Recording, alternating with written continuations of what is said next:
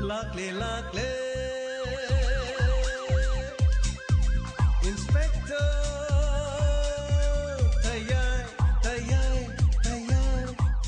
Ahan Bamaktada Inspector Tayai Tabiri Bisimbu James Sagujamna Taramok Sobulone Koknona Kurumzari Nasi Pujaradiba Tankak Asi Lessing Machonga Nipu Taruk Shuba Tanka Anana Tagachari Sanglaba Inspector Tayai Tonga Tonga Crime Mari Lane Wari Kaya Puning Luxing the Maputok Chariba Wari Singasi monodrama Amo Urgasu Toliva Todok Sing, a sing but Todoki Tonga crime sing, owning Loxing Winner Nabamadi, Togalon, Janaron, Hausikimatam the Toliva Todo Watokam, Romiam the Tamduna, Shanazariba, Monodrama Hamad, Monodrama the Quaidigi Sangba, Ama Oriba, Inspector taking a Sipuduna luxury Batanka, a sea, THADOKMAN, Marishuba Aroiba Tanka, Kesiadona Tabiraga, Quaidigi Angapa Todok Sing Manunda, Todokaman, Todo was a sing what Todokagi. Miamna Tabanu Line and Bagidama, Monodrama Wina, Sanazabatangani, Pazin Kiba Babludi, Kanmangam Kre, Adubukanana Fariba. You, I cried to Soki, Bubo, I got him to Soki. Ima, Adongi Shunupa, Karimata Sokti. Medium Sandya, sir, Adongi Chanupa Pongosibo, Adon Karimata, Harobi Dabro, sir. I am Harawi. Ishapang Bagidama, I am no wiser. Oh, Adudi Rame Samadi Kokil, Kadai Deliver. Karano Rame Samadi Kokil Harisibo, Rame Samadi Kokilga, Songo Waris Hanariba. Rame Samadi Kokil, Sin Tibigano, Oidabang Bigano, Karigidamotano. Ramesco Kokilga, Adonga Pau Honariba. Adongi Samang Kre Hibagi Awaba Dom the Karimata late. Madu the Sunati Adong is up hung with the Sodom Harova Kahina late. Naduga Adong is a parkram Matunda Surame Samadi Kokilkova, Hibadi Simdaleba Mummy. Akoi, Makoni Yam, Kanakongo lead. Adubu Makoi Piri address to the Konisalomatam Mokoleam. Sir, I will honor Lobiga. I Rame Samadi Kokil Karano Hiba, I come to thee. Madam, a Simadi Habibu. Adong is an Ababu Karigam to take the guidance from Sitado Liban. Madu, Aina Karimata County. Aduga, Ima, Ibunga, Ima Quina, Shell Piraga Dongi, Shunupaka, Nabagidam Hone have a soap of Sanakan. Ima Adaki Tabagasi Mungi, Mio Kujin Torang, City Yaw have a stima. Aquina, make sing a kan. Adubu, Auzumakidi Kanana Karigidam Adu Karam the Yauri Hibedu, Utopungam the Bagiwan, Ibunga. Ishukan and never get a mukta, no queen a sukan mungam the Buddha, a queen of whenever you want, Madubukari Kaibali Bagi, Ima. Hausiti, Adongi Shulak Liberty. Lupa catting like even Madudi, Maquina, Tadorupugi Natra Nebo, Ima, Tador Liberty. I quiggy Tijan Humjanba, I quiggy investigation at the Makui Kangungam the Badi. I be Mara Libasingado, Matang Kangang Kanbadi, Tador Liber. Aduima. Adongi Shunupama Pomasi Tadolivasi, Purikau the phone number Habiga Tadoklam living. The cinema plan a see Kangani Kangadima Pomasida, Tadoklam living. Adubukanano, a quiggy monkey could Yago Ribanakana, Aduka, Ishunupabu Pazalaga, Mokwigi Tongzabanakari, Aduka, Karinuni Huzipo, even one a Haribasu, Ima, Bonumak, a singbadi, Matang Mari Tolan, Hadubu, Mio Anido Quiggy Kutta Taraga, I couldn't have a Imungi Mio Yawi Musum Yaudi Habadudi, Imungi Mina di Sapsana Kangaram. Jen Bayaba, Chilasam, Lord Bayaba Lolasam, a sing was singer to the Soidin of Togan. Adugima Adongin Shirabishu, Hositi Yum the Pugi, Adu, section view. Amona Tolo hanging a lady. Cutting Amuhana toy hanging a lady Harishu. I couldn't have said it was Adongi Shunupa, Amona Mankravati. Even Hantamutine, Shunupa Mang the Nabonazaran, Mahabo dum Pasilagane, Aina dum Senaran, School Salasu, Magi the Mutatongan Bagarima, Aina dum Silen, Adusu, Mabu Satkibagi, Aduga Halapaki, Aina Nitizan Senaragalaran, Ima, Adubu Edipi, Adubuima, Karadi, 16 Buko, Aina Sweden a 6 Elanib, I am no wiser. Isunupapu Pangan Bibase, Aduga, Ibumokoi, I Kari Pijoge, Sail Mati, Ima, Ekoi Police. Shalona Navagidamokta, Tabasit of Zabanati, Aduga, ꯑꯩꯈꯣꯏꯒꯤ ꯑꯣꯏꯕ ꯋꯥꯐꯝꯗꯤ ꯍꯥꯏꯖꯈ꯭ꯔꯦ ꯑꯗꯣꯝꯒꯤ ꯏꯁꯨ ꯅꯨꯄꯥ ꯀꯅꯥꯅ ꯀꯔꯤꯒꯤꯗꯃꯛꯇ ꯐꯥꯕꯅꯣ ꯍꯥꯏꯕꯁꯤ ꯍꯧꯖꯤꯛꯃꯛꯀꯤꯗꯤ ꯏꯃꯥ ꯑꯩꯈꯣꯏꯁꯨ ꯈꯪꯗ꯭ꯔꯦ ꯑꯗꯨꯕꯨ ꯏꯃꯥ ꯁꯣꯏꯗꯅ ꯋꯥꯐꯝ ꯑꯁꯤ ꯑꯩꯈꯣꯏꯅ ꯄꯨꯊꯣꯔꯛꯀꯅꯤ ꯍꯧꯖꯤꯛꯀꯤꯗꯤ ꯏꯁꯨ ꯅꯨꯄꯥꯒ ꯂꯣꯏꯅꯅ ꯆꯠꯄꯤꯕ ꯌꯥꯔꯅꯤ ꯌꯥꯝ ꯅꯨꯡꯉꯥꯏꯖꯔꯦ ꯁꯥꯔ ꯑꯩꯈꯣꯏꯅ ꯍꯥꯏꯖꯔꯨꯕꯗꯒꯤ ꯃꯐꯝ ꯑꯁꯤꯗ ꯂꯥꯛꯄꯤꯕ ꯑꯗꯨꯒ ꯁꯥꯔ ꯔꯣꯃꯤꯌꯣ ꯑꯗꯣꯝꯒꯤ ꯏꯆꯥꯅꯨꯄꯥꯁꯤ ꯃꯤ ꯈꯔꯅꯗꯤ ꯐꯥꯖꯜꯂꯨꯕꯅꯤ ꯃꯐꯝ ꯑꯁꯤꯗ ꯇꯔꯥꯏ ꯁꯦꯜ ꯑꯃꯠꯇ ꯇꯤꯡꯗꯅ ꯊꯥꯗꯣꯔꯛꯂꯤꯕꯁꯤ ꯀꯔꯤ ꯃꯔꯝꯒꯤꯅꯣ ꯍꯥꯏꯕꯗꯨ ꯃꯨꯟꯅ ꯅꯩꯅꯕꯤꯌꯨ ꯍꯣꯏ ꯁꯥꯔ ꯑꯩ ꯋꯥꯐꯝ ꯑꯗꯨ ꯑꯩ ꯋꯥꯈꯜ ꯇꯥꯖꯔꯦ ꯑꯣꯖꯥ ꯔꯣꯃꯤꯌꯣ ꯈꯔꯗꯤ ꯆꯦꯛꯁꯤꯟꯕꯤꯌꯨ ꯍꯟꯗꯛꯀꯤꯁꯤꯅ ꯋꯥꯔꯅꯤꯡ ꯑꯃꯅꯦꯅ ꯂꯧꯕꯤꯕꯁꯦ ꯃꯁꯤꯒꯤ ꯃꯈꯥ ꯇꯥꯔꯛꯄꯗꯗꯤ ꯈꯨꯗꯣꯡꯊꯤꯕ ꯊꯣꯛꯂꯛꯄꯁꯦ ꯁꯥꯔ ꯋꯥꯐꯝ ꯑꯁꯤ ꯀꯣꯟꯅ ꯍꯥꯏꯖꯔꯒꯦ ꯍꯧꯖꯤꯛꯀꯤꯗꯤ ꯑꯉꯥꯡ ꯑꯁꯤ ꯐꯪꯕꯒꯤ ꯅꯨꯡꯉꯥꯏꯕꯗꯨ ꯐꯣꯡꯗꯣꯛꯄꯤꯔꯨ ꯑꯗꯨꯒ ꯑꯃꯇꯪꯗꯤ ꯍꯥꯏꯖꯔꯤ ꯑꯉꯥꯡ ꯑꯁꯤꯕꯨ ꯐꯥꯔꯤꯕ ꯃꯤꯁꯤꯡ ꯑꯗꯨꯅ ꯑꯉꯥꯡ ꯑꯁꯤꯕꯨ ꯇꯔꯥꯏꯅ ꯊꯥꯗꯣꯔꯛꯄꯗꯤ ꯅꯠꯇꯦ ꯀꯔꯤꯒꯨꯝꯕ ꯍꯤꯔꯝ ꯑꯃꯗ ꯊꯥꯗꯣꯔꯛꯄꯅꯤ ꯍꯥꯏꯕꯁꯤ ꯀꯥꯎꯕꯤꯒꯅꯨ ꯁꯥꯔ ꯐꯔꯦ ꯁꯥꯔ ꯑꯗꯨꯗꯤ ꯑꯩ ꯄꯨꯝꯅꯃꯛ ꯂꯧꯁꯤꯟꯖꯔꯦ ꯐꯔꯦ ꯑꯗꯨꯗꯤ ꯆꯠꯄꯤꯔꯣ ꯌꯥꯔꯅꯤ ꯏꯃꯥ ꯆꯠꯁꯤ ꯂꯥꯛꯑꯣ ꯂꯥꯛꯑꯣ ꯕꯕꯂꯨ ꯆꯠꯁꯤ ꯍꯣꯏ ꯄꯄꯥ ꯀꯔꯤꯅꯣ ꯁꯥꯔ ꯃꯥꯒꯤ ꯅꯨꯄꯤꯁꯦ ꯁꯥꯔ ꯃꯥꯒꯤ ꯐꯣꯟꯗ ꯐꯪꯉꯤꯗꯨꯒ ꯀꯃꯥꯏ ꯀꯨꯞꯅ ꯌꯦꯡꯁꯤ ꯃꯥꯒꯤ ꯐꯣꯟꯗ ꯋꯥꯔꯤ ꯁꯥꯟꯅꯔꯤꯕ ꯃꯤꯁꯤꯡ ꯀꯣꯀꯤꯜ ꯑꯃꯗꯤ ꯔꯣꯃꯦꯁ ꯑꯩꯈꯣꯏꯅ ꯆꯠꯂꯨꯕ ꯃꯇꯝꯗꯁꯨ ꯃꯈꯣꯏ ꯂꯩꯔꯝꯗꯦ ꯑꯗꯨꯔꯕꯗꯤ ꯀꯔꯤꯒꯨꯝꯕ ꯋꯥꯐꯝ ꯑꯁꯤꯗ ꯄ꯭ꯂꯥꯟ ꯑꯃꯗꯤ ꯇꯧꯕ ꯃꯥꯜꯂꯤ ꯑꯗꯨꯕꯨ ꯑꯩꯈꯣꯏ ꯃꯨꯟꯅ ꯈꯪꯅꯅꯕ ꯍꯣꯠꯅꯕ ꯇꯥꯏ ꯅꯨꯄꯤ ꯑꯁꯤ ꯐꯥꯖꯤꯟ ꯄꯨꯟꯁꯤꯟꯗꯨꯅ ꯑꯩꯈꯣꯏꯅ ꯋꯥꯍꯪ ꯄꯥꯎꯕ ꯃꯇꯝꯗ ꯀꯔꯤꯒꯨꯝꯕ ꯈꯔꯗꯤ ꯁꯣꯏꯗꯅ ꯈꯪꯒꯅꯤ ꯈꯜꯂꯤ ꯑꯁ ꯁꯥꯔ ꯀꯔꯤꯅꯣ ꯏꯆꯦ ꯊꯧꯔꯣ ꯈꯣꯏ ꯇꯧꯔꯒ ꯃꯈꯥꯗꯥꯡ ꯑꯣꯜꯂꯒ ꯀꯔꯤꯅꯣ ꯊꯧꯔꯤꯗ ꯐꯅꯦꯛ ꯌꯥꯜꯂꯒ ꯀꯔꯤꯅꯣ ꯐꯤ ꯐꯧꯕꯗꯧꯅ ꯀꯣꯛ ꯐꯧꯔꯒ ꯂꯣꯏꯔꯕꯗꯨꯕꯨ ꯑꯩꯈꯣꯏꯅ ꯎꯗꯧꯁꯨ ꯅꯠꯇꯦ ꯁꯥꯔ ꯑꯁꯦꯡꯕꯁꯤꯡꯗꯨ ꯁꯔ ꯂꯣꯏꯅ ꯎꯠꯊꯣꯛꯆꯔꯗꯧꯕꯨ ꯒꯃꯩ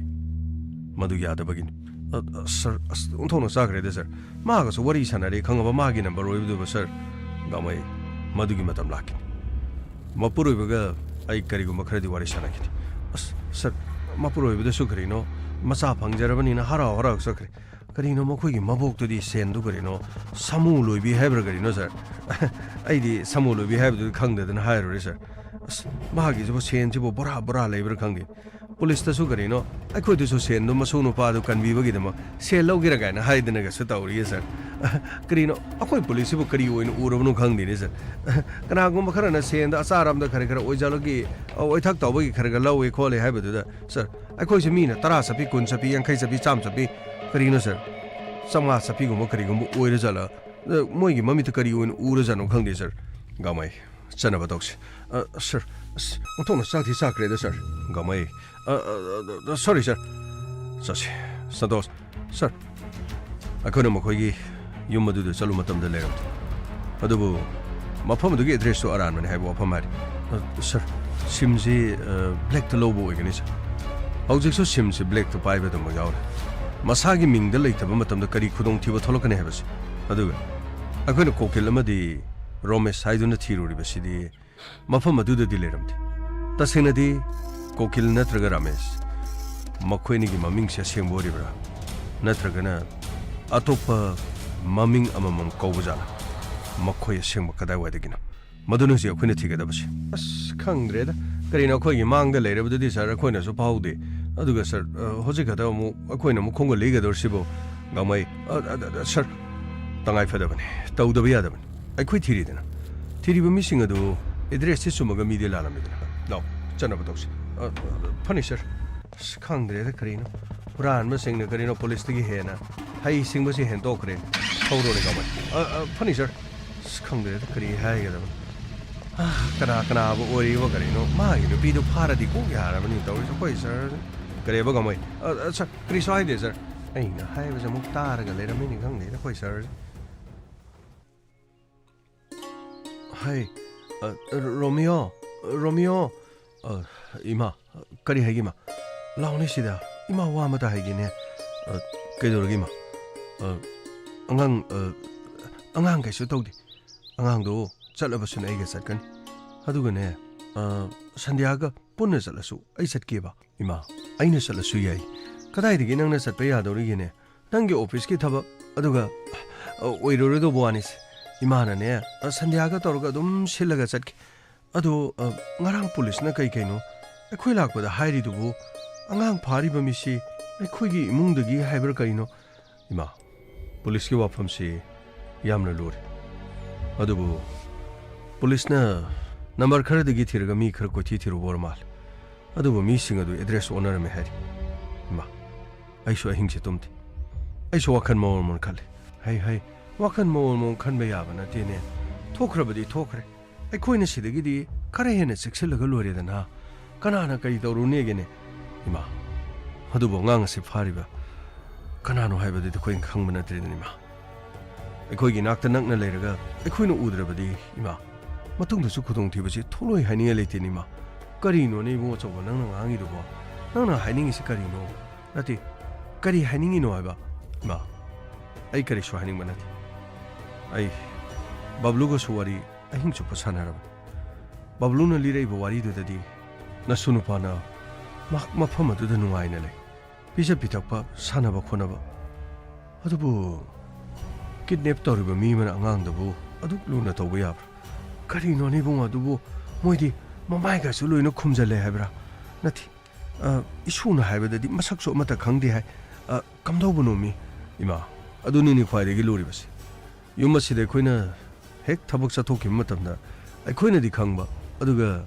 ꯊꯧꯗꯣꯛ ꯑꯁꯤꯗꯗꯤ ꯌꯥꯎꯔꯝꯒꯗꯧꯕꯅꯤ ꯍꯥꯏꯕꯗ ꯑꯩꯈꯣꯏꯅ ꯊꯥꯖꯗꯕ ꯃꯤ ꯃꯗꯨꯅ ꯑꯃꯨꯛ ꯀꯣꯟꯅ ꯈꯨꯗꯣꯡꯆꯥꯕ ꯂꯧꯔꯒ ꯌꯥꯔꯦꯁꯦ ꯀꯔꯤꯒꯤꯅꯣ ꯅꯪꯅ ꯑꯗꯨꯃꯥꯏꯅ ꯁꯨꯝ ꯂꯣꯏꯅ ꯄꯥꯈꯠꯇꯅ ꯂꯩꯔꯗꯤ ꯑꯃꯠꯇ ꯌꯥꯔꯔꯣꯏ ꯏꯃꯥ ꯂꯣꯏꯅ ꯊꯦꯡꯅꯒꯦꯁꯦ ꯑꯩꯈꯣꯏꯒꯤ ꯈꯨꯠꯇꯒꯤ ꯀꯅꯥꯅ ꯃꯨꯟꯗꯧꯔꯤꯒꯦꯅꯦ ꯑꯦꯔꯥ ꯌꯥꯗ꯭ꯔꯒ ꯃꯔꯤ ꯂꯩꯅꯕꯗ ꯇꯥꯛꯀꯅꯤ ꯋꯥꯔꯛ ꯋꯥꯇꯦꯝꯍꯜꯂꯒ ꯏꯔꯥꯏ ꯂꯥꯏꯕꯗꯨꯕꯨ ꯀꯔꯤꯒꯤ ꯋꯥꯏꯅꯣ ꯀꯔꯤ ꯍꯥꯏꯒꯗꯕꯅꯣ ꯈꯪꯗ꯭ꯔꯦ ꯁꯟꯙ꯭ꯌꯥ ꯑꯃꯨꯛꯇ ꯉꯥꯏꯈꯣ ꯀꯔꯤ ꯍꯥꯏꯒꯦ ꯑꯩ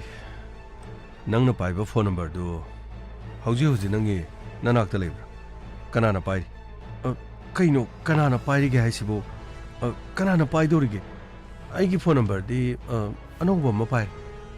ꯍꯥꯟꯅꯒꯤ ꯅꯝꯕꯔ ꯑꯗꯨꯗꯤ ꯇꯥꯍꯧꯕ ꯀꯨꯏꯔꯦ ꯀꯔꯤ ꯍꯥꯏꯕ ꯇꯥꯍꯧꯕ ꯀꯨꯏꯔꯦ ꯍꯥꯏꯕ ꯍꯣꯏ ꯐꯣꯟ ꯇꯥꯍꯧꯕ ꯌꯥꯗ꯭ꯔꯣ ꯃꯤꯁꯨ ꯐꯣꯟ ꯂꯣꯏꯅ ꯇꯥꯍꯧꯅꯔꯤ ꯑꯩꯁꯨ ꯐꯣꯟꯗꯨ ꯇꯥꯍꯧꯕꯅꯤ ꯍꯩ ꯀꯔꯤꯅꯣꯅꯦ ꯅꯨꯄꯤꯃꯆꯥ ꯅꯪꯗꯤ ꯐꯣꯟ ꯇꯥꯍꯧꯏ ꯍꯥꯏꯕꯗꯤ ꯌꯨꯝꯗꯁꯨ ꯅꯣꯡꯃꯇ ꯍꯥꯏꯗꯦ ꯀꯔꯤꯅꯣꯅꯦ ꯅꯪꯕꯨ ꯐꯣꯟ ꯇꯥꯍꯧꯔꯦ ꯀꯔꯝ ꯀꯥꯟꯗ ꯇꯥꯍꯧꯔꯤꯅꯣꯅꯦ ꯅꯪꯕꯨ ꯏꯃꯥ ꯐꯣꯟ ꯃꯆꯥ ꯑꯃꯈꯛ ꯇꯥꯍꯧꯕꯕꯨ ꯃꯤ ꯈꯨꯗꯤꯡꯗ ꯂꯩꯀꯥꯏ ꯁꯔꯥ ꯁꯟꯒꯗ꯭ꯔꯅꯤ ꯃꯊꯪ ꯇꯥꯍꯧꯔꯒꯗꯤ ꯑꯩ ꯆꯦꯗ ꯊꯦꯠꯂꯁꯨ ꯊꯦꯠꯆꯔꯒꯦ ꯐꯣꯟ ꯇꯥꯍꯧꯔꯦ ꯍꯥꯏꯗꯅ ꯑꯗꯨ ꯑꯣꯏꯔꯗꯤ ꯌꯥꯔꯅꯤꯀꯣ ꯏꯃꯥ ꯍꯩ ꯑꯗꯨꯒꯤ ꯋꯥ ꯅꯠꯇꯦꯅꯦ ꯃꯤꯅ ꯉꯥꯡꯉꯤꯁꯤ ꯀꯔꯤꯅꯣ ꯍꯥꯏꯕ ꯅꯪ ꯈꯪꯗꯦꯅꯦ ꯑꯣꯟꯈꯠꯂꯒ ꯅꯆꯤꯟ ꯈꯨꯝꯕꯗꯅꯤ ꯏꯕꯦꯝꯃ ꯅꯪꯅ ꯀꯜꯂꯤꯁꯤ ꯑꯩ ꯋꯥ ꯍꯥꯏꯒꯦꯅꯦ ꯅꯈꯣꯏ ꯑꯅꯤꯁꯤ ꯏꯪꯅ ꯆꯤꯛꯅ ꯂꯩꯕ ꯑꯗꯨꯒꯅꯦ ꯅꯈꯣꯏ ꯑꯅꯤꯅꯅꯦ ꯋꯥꯈꯜ ꯇꯥꯟꯅꯔꯕ ꯑꯗꯨ ꯑꯣꯏꯔꯕꯗꯤ ꯏꯃꯨꯡꯁꯦ ꯌꯥꯝꯅ ꯏꯪꯒꯗꯕꯅꯤ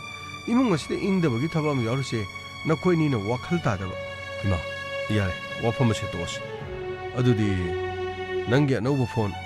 ꯑꯩꯒꯤ ꯑꯅꯧꯕ ꯐꯣꯟ ꯅꯝꯕꯔ ꯑꯩ ꯍꯥꯏꯖꯔꯛ ꯌꯥꯔꯦ ꯑꯩꯉꯣꯟꯗ ꯍꯥꯏꯔꯛꯇ꯭ꯔꯁꯨ ꯅꯪꯅ ꯀꯣꯛ ꯃꯦꯁꯦꯖ ꯑꯃ ꯊꯥꯔꯛꯑꯣ ꯍꯣꯏ ꯊꯥꯔꯛꯑꯒꯦ ꯑꯗꯨꯒ ꯑꯩ ꯀꯩꯅꯣꯝꯇ ꯍꯥꯏꯒꯦ ꯅꯪ ꯕꯕ꯭ꯂꯨ ꯐꯥꯈꯤꯕꯁꯤ ꯅꯉꯣꯟꯗ ꯅꯨꯡꯉꯥꯏꯇꯕ ꯃꯃꯤ ꯑꯃꯇ ꯇꯥꯗ꯭ꯔꯤꯁꯤ ꯀꯔꯤ ꯃꯔꯝꯒꯤꯅꯣ ꯀꯔꯤꯅꯣ ꯍꯥꯏꯗꯨꯕꯣ ꯑꯩꯁꯨ ꯊꯃꯣꯏꯅꯨꯡꯗꯗꯤ ꯑꯣꯝꯗꯨꯅ ꯆꯥꯛꯂꯤꯕꯅꯤ ꯏꯆꯥꯅꯤ ꯃꯥꯅ ꯌꯨꯝꯗ ꯍꯜꯂꯛꯇꯕꯗ ꯑꯩꯕꯨ ꯑꯍꯤꯡ ꯇꯨꯝꯈꯤꯕ꯭ꯔꯣ ꯑꯗꯨꯕꯨꯗꯤ ꯑꯩꯁꯨ ꯈꯪꯉꯤꯗ ꯑꯗꯨꯕꯨ ꯍꯟꯗꯛꯀꯤ ꯃꯇꯥꯡꯁꯤꯗ ꯄꯨꯂꯤꯁꯅ ꯍꯥꯏꯔꯝꯂꯤꯕ ꯋꯥꯐꯝꯗꯨꯗ ꯑꯩꯅ ꯆꯤꯡꯅꯕ ꯈꯔ ꯅꯪꯒꯤ ꯐꯣꯟ ꯑꯗꯨꯗꯒꯤ ꯑꯇꯣꯞꯄ ꯀꯣꯀꯤꯜ ꯑꯃꯗꯤ ꯔꯥꯃꯦꯁ ꯀꯧꯕ ꯃꯤꯑꯣꯏ ꯑꯃꯒ ꯋꯥꯔꯤ ꯁꯥꯟꯅꯩ ꯍꯥꯏꯕꯒꯤ ꯑꯩꯅ ꯍꯥꯏꯖꯔꯦꯗꯅ ꯑꯩꯒꯤ ꯐꯣꯟꯗꯨꯗꯤ ꯇꯥꯍꯧꯔꯦ ꯍꯥꯏꯗꯅ ꯑꯁꯦꯡꯕꯒꯤꯗꯤ ꯐꯣꯟ ꯇꯥꯍꯧꯕ ꯍꯥꯏꯕꯁꯦ ꯄꯨꯂꯤꯁ ꯁ꯭ꯇꯦꯁꯟꯗ ꯆꯠꯂꯒ ꯔꯤꯄꯣꯔꯠ ꯐꯥꯎ ꯇꯧꯔꯤꯕꯅꯤ ꯀꯔꯤꯒꯤꯅꯣ ꯍꯥꯏꯀꯥꯟꯗ ꯐꯣꯟ ꯑꯗꯨ ꯀꯅꯥꯒꯨꯝꯕ ꯑꯃꯅ ꯈꯨꯟꯈ꯭ꯔꯒꯗꯤ ꯃꯗꯨꯒꯤ ꯃꯇꯨꯡꯗ ꯐꯣꯟ ꯑꯗꯨꯗꯒꯤ ꯇꯧꯔꯛꯄ ꯀ꯭ꯔꯥꯏꯝ ꯈꯨꯗꯤꯡꯃꯛ ꯑꯩꯒ ꯃꯔꯤ ꯂꯩꯅꯗꯦ ꯍꯥꯏꯅꯤ ꯄꯨꯛꯆꯦꯜ ꯆꯥꯎꯕ ꯌꯥꯎꯔꯒꯅ ꯈꯨꯜꯂꯒꯅ ꯐꯣꯟꯗꯨ ꯑꯩꯈꯣꯏꯗ ꯄꯤꯕꯤꯌꯨ ꯍꯥꯏꯗꯅ ꯌꯥꯔꯦ ꯅꯣꯏ ꯑꯅꯤꯅꯦ ꯑꯗꯨꯒꯤ ꯃꯇꯥꯡꯗ ꯋꯥꯔꯤ ꯁꯥꯟꯅꯔꯅꯨ ꯄꯨꯂꯤꯁꯅꯁꯨ ꯃꯥꯒꯤ ꯅꯝꯕꯔꯗꯒꯤ ꯋꯥꯔꯤ ꯁꯥꯟꯅꯕ ꯃꯤ ꯀꯥꯏꯅ ꯀꯩꯅꯣ ꯌꯥꯝꯅ ꯍꯥꯏ ꯑꯗꯨꯕꯨ ꯑꯩꯗꯤ ꯊꯥꯖꯕ ꯉꯝꯗꯦ ꯑꯩꯒꯤ ꯏꯃꯧ ꯅꯨꯄꯤꯅꯕꯨ ꯃꯗꯨꯕꯨ ꯏꯃꯥ ꯑꯁꯦꯡꯕꯅꯤ ꯑꯩ ꯐꯣꯟ ꯇꯥꯍꯧꯕꯅꯤ ꯅꯝꯕꯔꯗꯨ ꯈꯨꯜꯂꯤꯕ ꯃꯤꯗꯨꯅ ꯃꯗꯨꯗꯒꯤ ꯋꯥꯔꯤ ꯁꯥꯟꯅꯕ ꯑꯗꯨꯒ ꯃꯥꯒ ꯄꯥꯎ ꯐꯥꯎꯅꯕ ꯑꯣꯏꯔꯝꯒꯅꯤ ꯌꯥꯔꯦ ꯋꯥꯐꯝ ꯑꯁꯤ ꯇꯣꯛꯂꯁꯤ ꯄꯨꯂꯤꯁꯅ ꯀꯔꯤꯅꯣ ꯑꯁꯦꯡꯕ ꯈꯔꯗꯤ ꯁꯣꯏꯗꯅ ꯄꯨꯊꯣꯔꯛꯅꯦꯅ ꯈꯜꯂꯤ ꯑꯗꯨꯕꯨ ꯇꯁꯦꯡꯅ ꯏꯃꯨꯡ ꯑꯁꯤꯗꯒꯤ ꯃꯤ ꯌꯥꯎꯔꯝꯕ ꯇꯥꯔꯒꯗꯤ ꯑꯩꯈꯣꯏꯅ ꯀꯔꯤꯒꯤ ꯈꯪꯂꯣꯏ ꯄꯨꯂꯤꯁꯅ ꯀꯔꯤ ꯈꯪꯕ ꯂꯩꯕꯒꯤꯅꯣ ꯑꯩꯕꯨ ꯏꯃꯨꯡ ꯑꯁꯤꯗ ꯋꯥꯐꯝ ꯑꯁꯤꯕꯨ ꯅꯪꯉꯣꯟꯗ ꯀꯔꯤꯃꯇ ꯑꯩꯈꯣꯏꯅ ꯍꯥꯏꯈꯤꯕ ꯂꯩꯇꯦ ꯑꯗꯨꯕꯨ ꯄꯨꯂꯤꯁꯅ ꯍꯥꯏꯔꯛꯄꯒꯤ ꯃꯇꯨꯡ ꯏꯟꯅ ꯏꯃꯨꯡ ꯑꯁꯤꯗꯒꯤ ꯅꯝꯕꯔ ꯑꯃꯒ ꯃꯤꯑꯣꯏ ꯑꯅꯤꯒ ꯄꯥꯎ ꯐꯥꯎꯅꯩ ꯍꯥꯏꯕ ꯋꯥꯐꯝ ꯑꯗꯨꯗꯤ ꯑꯩꯒꯤ ꯐꯣꯟ ꯇꯥꯍꯧꯔꯦꯅ ꯍꯣꯏꯅꯤ ꯅꯪꯒꯤ ꯐꯣꯟꯗꯣ ꯇꯥꯍꯧꯕꯗꯒꯤ ꯅꯪꯒꯤ ꯐꯣꯟꯗꯨꯗꯒꯤ ꯀꯅꯥꯒꯨꯝꯕ ꯑꯃꯅ ꯁꯣꯏꯗꯅ ꯁꯥꯟꯅꯕ ꯑꯣꯏꯔꯝꯃꯅꯤ ꯑꯗꯨꯕꯨ ꯅꯪꯒꯤ ꯐꯣꯟꯗꯨꯗꯤ ꯍꯧꯖꯤꯛꯁꯨ ꯑꯦꯛꯇꯤꯚ ꯑꯣꯏꯔꯤꯗꯅ ꯐꯣꯟꯗꯣ ꯍꯥꯟꯅ ꯑꯦꯛꯇꯤꯚ ꯑꯣꯏꯔꯕꯁꯨ ꯍꯧꯖꯤꯛꯇꯤ ꯑꯩꯅ ꯁꯤꯝꯗꯣ ꯑꯅꯧꯕ ꯑꯃ ꯂꯧꯔꯦ ꯇꯥꯍꯧꯕꯗꯨꯗ ꯃꯤꯅ ꯁꯤꯖꯤꯟꯅꯈꯤꯕ ꯑꯣꯏꯔꯝꯒꯅꯤ ꯍꯧꯖꯤꯛꯇꯤ ꯁꯤꯝꯗꯨ ꯑꯩꯒꯤꯅꯤꯅ ꯑꯩꯒꯤ ꯑꯙꯥꯔ ꯑꯗꯨꯒ ꯏꯅꯧ ꯅꯧꯅ ꯀꯥꯞꯂꯒ ꯅꯝꯕꯔꯗꯨ ꯅꯧꯅ ꯇꯥꯟꯊꯣꯛꯂꯦ ꯍꯧꯖꯤꯛꯇꯤ ꯐꯣꯟꯗꯨ ꯇꯧꯔꯕꯁꯨ ꯀꯔꯤꯃꯠꯇ ꯆꯠꯂꯔꯣꯏ ꯑꯗꯨꯗꯤ ꯅꯪꯒꯤ ꯐꯣꯟꯗꯨ ꯀꯅꯥꯒꯨꯝꯕꯅ ꯈꯨꯟꯈ꯭ꯔꯒ ꯈꯨꯜꯂꯤꯕ ꯃꯤꯗꯨꯅ ꯐꯣꯟ ꯑꯗꯨꯗꯒꯤ ꯊꯕꯛ ꯑꯁꯤ ꯃꯗꯨ ꯅꯠꯇ꯭ꯔꯒꯗꯤ ꯑꯩꯕꯨ ꯀꯔꯤꯅꯣ ꯏꯃꯨꯡ ꯑꯁꯤꯗ ꯑꯩꯕꯨ ꯍꯥꯏꯕꯤꯅꯤꯡꯂꯤꯕꯁꯤ ꯏꯃꯨꯡ ꯑꯁꯤꯗ ꯇꯧꯔꯤꯕ ꯊꯕꯛꯁꯤ ꯑꯩꯁꯨ ꯈꯪꯗꯕꯗꯤ ꯅꯠꯇꯦ ꯀꯔꯤꯅꯣ ꯏꯃꯨꯡ ꯑꯁꯤꯗ ꯇꯧꯕ ꯊꯕꯛ ꯈꯪꯅꯤꯗꯤ ꯀꯩꯅꯣ ꯃꯗꯨꯒꯤ ꯋꯥꯐꯝꯗꯨꯗ ꯑꯩ ꯄꯣꯞꯊꯣꯛꯄ ꯀꯔꯤꯁꯨ ꯄꯥꯝꯗꯦ ꯅꯪꯅ ꯑꯩꯉꯣꯟꯗ ꯑꯗꯨꯝ ꯆꯤꯡꯅꯔꯂꯤ ꯑꯩꯅ ꯐꯣꯟ ꯈꯔ ꯄꯥꯏꯕ ꯑꯗꯨꯒ ꯑꯩꯅ ꯐꯣꯟꯗ ꯃꯦꯁꯦꯖ ꯈꯔ ꯊꯥꯅꯕ ꯁꯤ ꯅꯪꯅ ꯑꯩꯉꯣꯟꯗ ꯂꯥꯟꯅꯅꯤ ꯑꯩꯅ ꯑꯇꯣꯞꯄ ꯇꯣꯉꯥꯟꯕ ꯑꯦꯛꯁꯇ꯭ꯔꯥ ꯃꯦꯔꯤꯇꯦꯜ ꯑꯦꯐꯤꯌꯔꯁ ꯑꯩꯒꯤ ꯇꯣꯉꯥꯟꯅ ꯂꯩꯁꯤꯅꯤꯅꯦ ꯅꯪꯅ ꯈꯜꯂꯤꯁꯤ ꯑꯗꯨꯒꯤ ꯋꯥꯐꯝꯗꯨꯗꯤ ꯋꯥ ꯑꯣꯏꯅ ꯉꯥꯡꯅꯔꯒꯨꯝꯁꯤ ꯑꯩ ꯇꯁꯦꯡꯅ ꯍꯥꯏꯔꯕꯗ ꯑꯩ ꯋꯥ ꯉꯥꯡꯅꯗꯦ ꯅꯣꯏ ꯑꯅꯤꯒꯤ ꯑꯃꯨꯛ ꯍꯧꯔꯕ꯭ꯔꯣ ꯅꯈꯣꯏ ꯑꯅꯤꯒꯤ ꯃꯑꯣꯡꯗꯨꯗ ꯅꯠꯇ꯭ꯔꯣ ꯑꯉꯥꯡ ꯑꯁꯤꯅ ꯅꯈꯣꯏ ꯃꯅꯥꯛ ꯆꯪꯉꯨ ꯌꯥꯗꯗꯅ ꯑꯩꯒꯤ ꯏꯅꯥꯛꯇ ꯑꯗꯨꯝ ꯂꯩꯔꯤꯕꯗꯣ ꯅꯈꯣꯏ ꯑꯅꯤꯅ ꯑꯁꯨꯛ ꯌꯥꯝꯅ ꯊꯥꯖꯅꯗ꯭ꯔꯤꯁꯤꯕꯨ ꯀꯔꯤ ꯃꯔꯝꯒꯤꯅꯣ ꯍꯥꯏꯕꯅꯤꯅꯦ ꯏꯃꯥ ꯃꯁꯤꯗꯤ ꯃꯁꯥ ꯃꯁꯥꯒꯤ ꯃꯔꯥꯅ ꯑꯗꯨꯝ ꯃꯄꯣꯠ ꯐꯥꯖꯕ ꯉꯥꯛꯇꯅꯤ ꯀꯩꯅꯣ ꯅꯪ ꯄꯥꯝꯃꯤꯗꯣ ꯀꯩꯅꯣ ꯅꯪ ꯍꯥꯏꯅꯤꯡꯉꯤꯁꯤ ꯀꯔꯤꯅꯣ ꯑꯩꯅꯅꯦ ꯉꯁꯤ ꯐꯥꯎꯕꯗ ꯑꯔꯥꯟꯕ ꯀꯔꯤꯒꯨꯝꯕ ꯑꯝꯇ ꯇꯧꯕ ꯂꯩꯇꯦ ꯑꯔꯥꯟꯕ ꯇꯧꯗ꯭ꯔꯕꯗꯤ ꯀꯔꯤꯒꯤꯅೋ ꯑꯩꯉꯣꯟꯗ ꯂꯣꯠꯄꯤꯔꯤꯗꯨꯕꯣ ꯑꯩꯅ ꯅꯉꯣꯟꯗ ꯀꯔꯤ ꯂꯣꯠꯈꯤꯒꯦ ꯅꯪꯅ ꯅꯁꯥꯅ ꯆꯤꯡꯅꯖꯕꯅꯤ ꯅꯁꯥꯅ ꯆꯤꯡꯅꯖꯕꯗꯨꯅ ꯃꯇꯝ ꯄꯨꯝꯅꯃꯛꯇ ꯑꯩꯒꯤꯅ ꯇꯧꯔꯤꯕ ꯊꯕꯛ ꯊꯧꯔꯝꯁꯤꯡ ꯑꯗꯨꯗ ꯅꯪꯅ ꯂꯥꯟꯅ ꯎꯖꯕ ꯉꯥꯛꯇꯅꯤ ꯅꯠꯇꯦ ꯑꯩꯅ ꯂꯥꯟꯅ ꯑꯝꯇ ꯎꯕ ꯅꯠꯇꯦ ꯑꯩꯅ ꯆꯤꯡꯅꯕ ꯍꯥꯏꯕꯁꯦ ꯑꯆꯨꯝꯕ ꯉꯥꯛꯇꯅꯤ ꯀꯔꯤꯅꯣ ꯉꯁꯤ ꯐꯥꯎꯕꯗ ꯑꯩꯅ ꯀꯔꯤ ꯇꯧꯔꯒꯦꯕ ꯑꯃꯨꯛꯇ ꯍꯥꯏꯔꯛꯎꯅꯦ ꯑꯗꯨꯗꯤ ꯑꯩꯅ ꯍꯥꯞꯄꯝ ꯊꯣꯛꯇꯦ ꯅꯁꯥꯅ ꯇꯧꯔꯤꯕꯁꯤꯅ ꯅꯁꯥꯅ ꯈꯪꯖꯒꯗꯕꯅꯤ ꯑꯗꯨꯗꯤ ꯅꯪꯅ ꯑꯩꯉꯣꯟꯗ ꯆꯤꯡꯅꯕ ꯂꯩ ꯑꯩꯒꯤ ꯇꯣꯉꯥꯟꯕ ꯑꯔꯣꯟꯕ ꯃꯔꯤ ꯂꯩ ꯍꯥꯏꯗꯅ ꯅꯠꯇꯦ ꯅꯪꯒꯤꯁꯤꯕꯨ ꯑꯔꯣꯟꯕ ꯃꯔꯤ ꯊꯝꯃꯤꯕ ꯍꯥꯏꯕꯗꯨꯔꯣ ꯀꯩꯅꯣ ꯍꯥꯏꯕꯤꯔꯤꯗꯨꯕꯣ ꯑꯩꯅ ꯉꯁꯤ ꯐꯥꯎꯕꯗ ꯀꯅꯥꯒ ꯑꯔꯣꯟꯕ ꯃꯔꯤ ꯊꯝꯈ꯭ꯔꯒꯦ ꯅꯁꯥꯅ ꯑꯔꯥꯟꯕ ꯂꯤꯆꯠ ꯆꯠꯂꯒ ꯑꯎꯕ ꯃꯤꯁꯤꯡꯗ ꯑꯣꯟꯁꯜꯂꯒ ꯆꯤꯛꯄꯗꯨꯗꯤ ꯑꯩꯗꯤ ꯄꯥꯝꯗꯦ ꯏꯁ ꯀꯝꯗꯧꯅꯤ ꯇꯧꯔꯤꯁꯤꯗꯤ ꯅꯈꯣꯏ ꯑꯅꯤꯒꯤ ꯃꯗꯨꯒꯤ ꯃꯑꯣꯡꯗꯨꯗꯅꯤꯅꯦ ꯑꯩꯅꯦ ꯏꯁꯨꯒꯤ ꯃꯅꯥꯛꯇ ꯑꯩ ꯂꯩꯖꯔꯨꯔꯒꯦ ꯀꯔꯤꯅꯣ ꯈꯪꯗꯦ ꯅꯈꯣꯏ ꯑꯅꯤꯗꯅꯦ ꯑꯩ ꯋꯥ ꯉꯥꯡꯗꯧꯕꯒ ꯑꯩ ꯇꯜꯂꯤꯗ ꯏꯃꯥ ꯀꯩꯁꯨ ꯈꯟꯕꯤꯔꯨꯅꯨ ꯕꯕ꯭ꯂꯨꯗꯣ ꯑꯃꯨꯛꯇ ꯌꯦꯡꯕꯤꯌꯨ ꯍꯣꯏ ꯅꯣꯏ ꯑꯅꯤꯅꯦ ꯄꯦꯟꯅꯅꯦ ꯑꯗꯣ ꯑꯣꯟꯁꯟꯅꯔꯒ ꯈꯟꯅꯍꯧꯔꯣꯀꯣ ꯏꯃꯥꯏ ꯄꯦꯝꯃ ꯀꯔꯤꯅꯣ ꯈꯪꯗꯦ ꯅꯈꯣꯏ ꯑꯅꯤꯅꯅꯦ ꯑꯗꯨꯃꯥꯏꯅꯅꯦ ꯌꯥ ꯂꯥꯎꯅꯔꯒꯅꯦ ꯑꯉꯥꯡ ꯑꯁꯤꯅ ꯏꯄꯥꯏ ꯍꯧꯔꯤꯕ ꯏꯁ ꯑꯩ ꯆꯪꯉꯦ ꯑꯩ ꯕꯕ꯭ꯂꯨ ꯕꯕꯣ ꯂꯥꯎꯅꯦ ꯅꯪ ꯊꯣꯛꯈꯤꯅꯨꯀꯣ ꯂꯥꯎꯅꯦ ꯅꯪ ꯂꯥꯎꯀꯣ ꯏꯁ ꯑꯆꯥꯄꯣꯠ ꯑꯍꯥꯎꯕ ꯄꯤꯖꯩ ꯅꯪꯕꯨ ꯂꯨꯅ ꯇꯧꯏ ꯀꯥꯏꯅ ꯑꯃꯨꯛ ꯊꯣꯛꯈ꯭ꯔꯒꯅꯦ ꯑꯃꯨꯛ ꯌꯨꯝ ꯊꯥꯗꯣꯛꯑꯒ ꯑꯃꯨꯛ ꯆꯠꯈꯤꯗꯅꯅꯦ ꯀꯔꯤꯅꯣ ꯏꯃꯨꯡꯁꯤꯗ ꯇꯧꯔꯤꯁꯤ ꯈꯪꯗ꯭ꯔꯦꯅꯦ ꯇꯧꯔꯤꯁꯤ ꯄꯨꯂꯤꯁ ꯀꯥꯡꯕꯨꯗꯨꯅꯁꯨ ꯀꯔꯤꯅꯣ ꯃꯅꯤꯡ ꯃꯃꯥꯡ ꯊꯠꯂꯒ ꯋꯥ ꯉꯥꯡꯉꯝꯃꯤ ꯑꯗꯨꯒꯅꯦ ꯁꯤꯗꯅ ꯃꯈꯣꯏ ꯑꯅꯤꯃꯨꯛ ꯈꯠꯅꯗꯅ ꯑꯃꯨꯛ ꯇꯧ ꯂꯩꯔꯦ ꯀꯔꯤꯅꯣꯕ ꯇꯧꯗꯣꯔꯤꯁꯤꯕꯣ ꯅꯨꯡꯇꯤꯒꯤ ꯈꯠꯂꯛꯑꯅꯤ ꯃꯗꯒꯤꯗꯤ ꯑꯉꯥꯡꯁꯤꯅ ꯂꯩꯐꯝ ꯆꯥꯐꯝ ꯈꯪꯗꯗꯅ ꯕꯣꯕꯣ ꯑꯩꯈꯣꯏ ꯃꯃꯥꯒ ꯄꯄꯥꯒ ꯑꯃꯨꯛ ꯈꯟꯅꯍꯧꯔꯕ꯭ꯔꯣ ꯍꯣꯏ ꯃꯣꯏ ꯑꯅꯤꯒꯤ ꯍꯧꯅꯕꯤꯗꯣ ꯑꯃꯨꯛ ꯇꯧꯍꯧꯔꯦ ꯑꯩꯗꯤ ꯌꯥꯝꯅ ꯇꯜꯂꯦ ꯃꯣꯏ ꯑꯅꯤꯒꯤ ꯑꯗꯨꯒꯤ ꯃꯑꯣꯡꯗꯣ ꯑꯩ ꯌꯥꯝꯅ ꯇꯜꯂꯦ ꯕꯣꯕꯣꯛ ꯂꯩꯔꯤꯁꯤꯗꯤ ꯀꯔꯤꯃꯇ ꯈꯜꯂꯨꯅꯨ ꯕꯣꯕꯣꯛꯅꯅꯦ ꯂꯣꯏꯅ ꯇꯧꯒꯅꯤꯁꯦ ꯏꯁ ꯇꯧꯔꯤꯁꯤ ꯌꯦꯡꯉꯨꯅꯦ ꯃꯈꯨꯠ ꯃꯁꯥ ꯌꯥꯎꯅꯔꯛꯇꯅ ꯑꯃꯨꯛ ꯈꯟꯅꯔꯛꯇꯅ ꯇꯧꯔꯤꯁꯤ ꯀꯔꯤꯅꯣ ꯈꯪꯗ꯭ꯔꯦꯅꯦ ꯇꯧꯔꯤ ꯂꯤꯂꯥꯁꯦ ꯑꯩꯅ ꯅꯉꯣꯟꯗ ꯀꯔꯤꯕꯨ ꯍꯥꯏꯈ꯭ꯔꯒꯦ ꯀꯔꯤ ꯍꯥꯏꯈ꯭ꯔꯒꯦꯕ ꯑꯩꯅ ꯅꯉꯣꯟꯗ ꯀꯔꯤꯒꯨꯝꯕ ꯑꯝꯇ ꯇꯧꯈꯤꯕ ꯂꯩꯇꯦ ꯃꯔꯥ ꯂꯩꯔꯕꯗꯤ ꯄꯨꯂꯤꯁꯅ ꯁꯣꯏꯗꯅ ꯐꯥꯐꯝ ꯊꯣꯛꯏ ꯅꯪ ꯑꯣꯏꯔꯕꯁꯨ ꯑꯩ ꯑꯣꯏꯔꯕꯁꯨ ꯐꯥꯐꯝ ꯑꯗꯨꯝ ꯊꯣꯛꯇ꯭ꯔꯣ ꯑꯗꯨꯗꯤ ꯑꯩꯁꯨ ꯏꯔꯥ ꯂꯩꯇꯕꯒꯤ ꯅꯠꯇ꯭ꯔꯣ ꯑꯩ ꯇꯨꯃꯤꯟꯅ ꯑꯗꯨꯝ ꯌꯨꯝ ꯑꯁꯤꯗ ꯄꯨꯂꯤꯁꯇ ꯆꯠꯂꯨꯈꯤꯒꯦꯅ ꯂꯥꯛꯄꯗꯤ ꯅꯠꯇꯦꯗꯅ ꯑꯩ ꯂꯥꯜꯂꯦ ꯍꯥꯏꯔꯕꯗꯤ ꯃꯈꯣꯏꯅ ꯑꯗꯨꯝ ꯐꯥꯕ ꯌꯥꯔꯦ ꯅꯪꯒꯤ ꯋꯥꯐꯝꯗꯣ ꯑꯩ ꯅꯉꯣꯟꯗ ꯉꯁꯤꯒꯤ ꯑꯣꯏꯅ ꯅꯪꯅꯅꯤ ꯍꯥꯏꯕ ꯀꯔꯤꯒꯨꯝꯕ ꯑꯝꯇ ꯂꯩꯇꯦ ꯑꯩꯁꯨ ꯑꯍꯤꯡ ꯊꯨꯝꯕ ꯌꯥꯗꯦ ꯏꯆꯥ ꯑꯁꯤꯗ ꯇꯧꯔꯛꯂꯤꯕ ꯃꯑꯣꯡ ꯃꯇꯧꯁꯦ ꯀꯅꯥꯅꯅꯣ ꯀꯔꯤꯒꯤꯅꯣ ꯍꯥꯏꯕꯁꯤꯅꯤ ꯃꯈꯣꯏ ꯇꯁꯦꯡꯅꯃꯛ ꯏꯆꯥ ꯑꯁꯤꯕꯨꯗꯤ ꯃꯈꯣꯏꯅ ꯊꯥꯗꯣꯔꯛꯂꯤ ꯃꯗꯨꯒꯤꯗꯃꯛꯇꯗꯤꯅꯦ ꯐꯥꯕꯤꯔꯤꯕꯁꯤꯡꯗꯣ ꯑꯩ ꯃꯈꯣꯏꯒꯤ ꯃꯈꯣꯡ ꯄꯥꯏꯗꯅ ꯑꯩ ꯈꯨꯔꯨꯝꯕꯁꯨ ꯈꯨꯔꯨꯝꯖꯒꯦ ꯑꯗꯨꯕꯨ ꯄꯨꯂꯤꯁꯅ ꯍꯥꯏꯔꯝꯕ ꯋꯥꯐꯝ ꯌꯨꯝ ꯑꯁꯤꯗꯒꯤ ꯅꯪꯒꯤ ꯅꯝꯕꯔꯒ ꯃꯤꯑꯣꯏ ꯑꯅꯤꯒꯤ ꯅꯝꯕꯔꯒ ꯃꯗꯨꯗꯤ ꯍꯥꯏꯖꯤꯟꯕ ꯋꯥꯅꯤ ꯑꯩꯅ ꯐꯣꯟ ꯇꯥꯍꯧꯔꯦ ꯍꯥꯏꯔꯤꯕꯗꯨꯗꯤ ꯀꯔꯤꯃꯠꯇ ꯈꯪꯕꯤꯗꯦ ꯍꯣꯏ ꯅꯪꯒꯤ ꯐꯣꯟꯗꯣ ꯇꯥꯍꯧꯕ ꯑꯣꯏꯔꯝꯕꯗꯤ ꯑꯗꯨꯕꯨ ꯅꯪꯒꯤ ꯐꯣꯟꯗꯣ ꯇꯥꯍꯧꯋꯦ ꯍꯥꯏꯕꯗꯤ ꯑꯩꯈꯣꯏꯗꯁꯨ ꯀꯔꯤꯃꯠꯇ ꯍꯥꯏꯕ ꯂꯩꯇꯦ ꯑꯗꯨꯕꯨ ꯑꯩ ꯍꯥꯏꯍꯧꯗ꯭ꯔꯦ ꯍꯧꯖꯤꯛꯇꯤ ꯐꯣꯟꯗꯣ ꯑꯩ ꯑꯃ ꯁꯤꯜꯂꯦ ꯑꯗꯨꯒ ꯁꯤꯝꯁꯨ ꯁꯤꯜꯂꯦ ꯐꯣꯟꯗꯣ ꯈꯨꯜꯂꯤꯕꯗꯨꯅ ꯁꯣꯏꯗꯅ ꯇꯧꯕ ꯑꯣꯏꯔꯝꯒꯅꯤ ꯀꯌꯥꯗ ꯆꯥꯟꯅꯈ꯭ꯔꯕ ꯐꯣꯟ ꯑꯃ ꯇꯥꯍꯧꯕ ꯇꯥꯍꯧꯔꯤꯕ ꯐꯣꯟ ꯑꯗꯨ ꯃꯤꯅ ꯈꯨꯜꯂꯕ ꯑꯗꯨꯒ phone adugi mapugi machadu kidnap toro adugo mu ning thijana tek ta kaidana mu thadoro lo angakpani wonderful moi tamogi wado engonda habiningo direct habiu na koinaraga engonda singnaraga di tobigan sandya yare nahak imungda sangkru asumran police na thigalaga sengwa karino habadu soidina khangalakpa madu oisan ai kanada soi maran siba pamti aduga aina dikadonu da so aran thaba mata ai tawki andage tholiba thodos da iga karigum hiram amta da mari lena adu thodo si police na thigalaga sengba sumada di khangbo oisan pare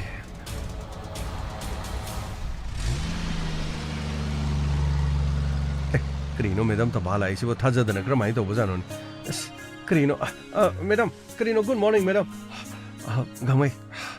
ai tayna lo haibadagi tangai fadana laini Karino madam khara su sumaina lapiu ne ano yening holo pogum kaya dano ne ayu kelik la sida Karino madam gi mai thong ne ingbaga liri sit pagi sing si Karino nati ising nati liri sit pagi Karino laisin gi hai tare ne asma phone akop marak sida madam na Karino mong ta na post ta na thum saina sangjal ber ko sidi gamai nang mangai ibu thagat piri se thagat pi ge da ba mi ne di thagat pi dire do Karino madam nukti gi numidang wari sana e hai dane adu bro case later di phone ga to birakpanat message amani tharaga voice note amani tharaga lori ai sunuk sida dana ne voice note amani tharaga message amani thab mana thare dana ai so dum thabi mana tharagdraga di madaro ai so office te thabak toriban ai so am chin mazan Karino madam adamaina thenga kanse sumuk na badagi pharak ta gini go Karino macha mana oijari ba khoi da mu bira mu kakhalakani adamaina mukna da ogi sarok budi Karino ai gi wadi adum tap launa napsalaga Karino ga mai sorry madam aina haibadi somda khara hena som naksaladi haijabane madam kaisu kaidi ado kadai da balaki ge swai de leki bani ne oh ai si de lei oh te aina haibado amuktam pangthok pi bataren kaino te pangtho hairaga lore pangthok pi batare gan haisibu Karino asum tamna basida Karino magi loina bi nupi da marai bakta Karino samaina laibak kale haibado dumaina muk tawni ko sir kaino gamoina haidu natti da sir magi loina bi nupi da sum Bebhar sum tawbudagi thabak tawbuda sum magi nupi ne thabak kitang chawe na tawbuda sar medam ko buda yumda kitang thak na thengna bajani thongjin da thaina bada magi nupi da aduga samaina leba katli hai sir adu muk tawroni hai ge tawbani da sir yare kaisu tawro sorry sir adu budi khangjai da sir adai da sarna sum haido ki buda da sum yare sorry sir samai tawun Sigi number ani si kuna thirur adu number si semjin sajan bot adu bauji plan amadi mung lai aduga makha tarak puja kuna sida phangi ba call details record ta haitar masi nahaki mateng natredi adong mat te haida haibiro engonda ningsing birakte harin aidi adum sem sadana leirin madam Karino aduga loktak ta chalaga hi holaga Karino yening holag le gano part 1 2 3 ga som sakpa yaroi dro madam gamai nang number holama gamai matang thongna chakidre to ko sir waro bibi de sir yamna tangna phangba tanjani na na tho ning da na tawjaban hoini yare ne adubu kona khana ba yaini case solution da bagi no to torisibo sorry sir adugi di madam labani na case lore na khala sa dum yara da sir ai di no pidu ta pairaga dum thok phagalaga dum lore sen haiben akhoi sir na yada badu da gamai evidence haibam le witness madugi tangai phada badugin no pidu soidana mara le rani haibadu chap chap witness to puthokdradi kari torun yare te number sibu leiradi mathang pare tamba paudu phaunaraga kari toksige dom da khanas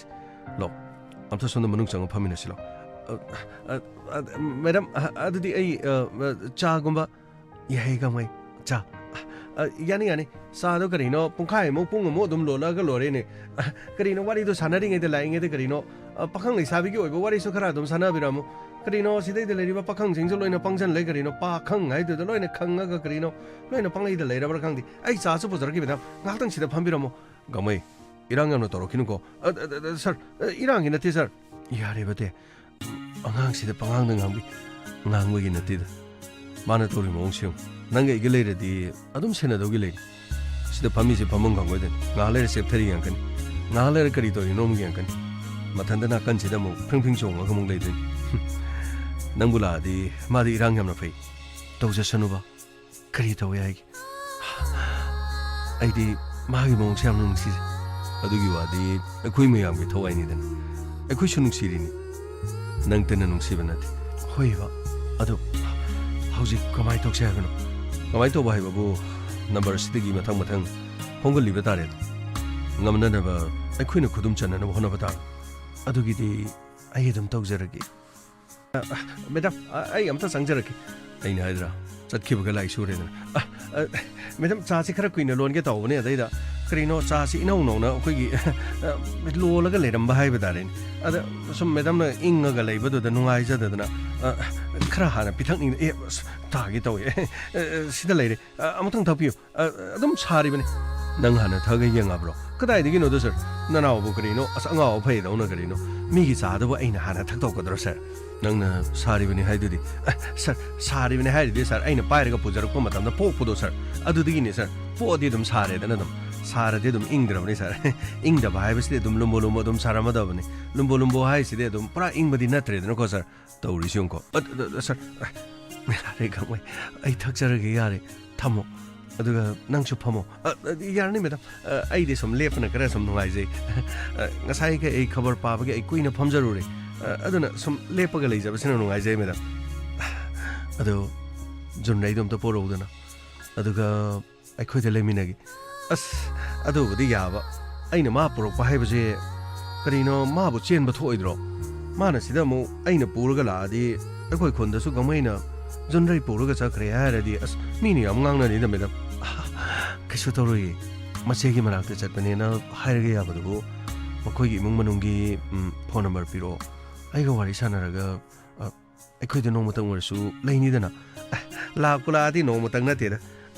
namit manga ni tra ni le sa dum yaba di yaba ni da dai da moi gi sathok pa khotok pa taw bu do mayum moi gi mabung mapa machin manaw atai mache machan atai ni ya da man da ba ta re ni me da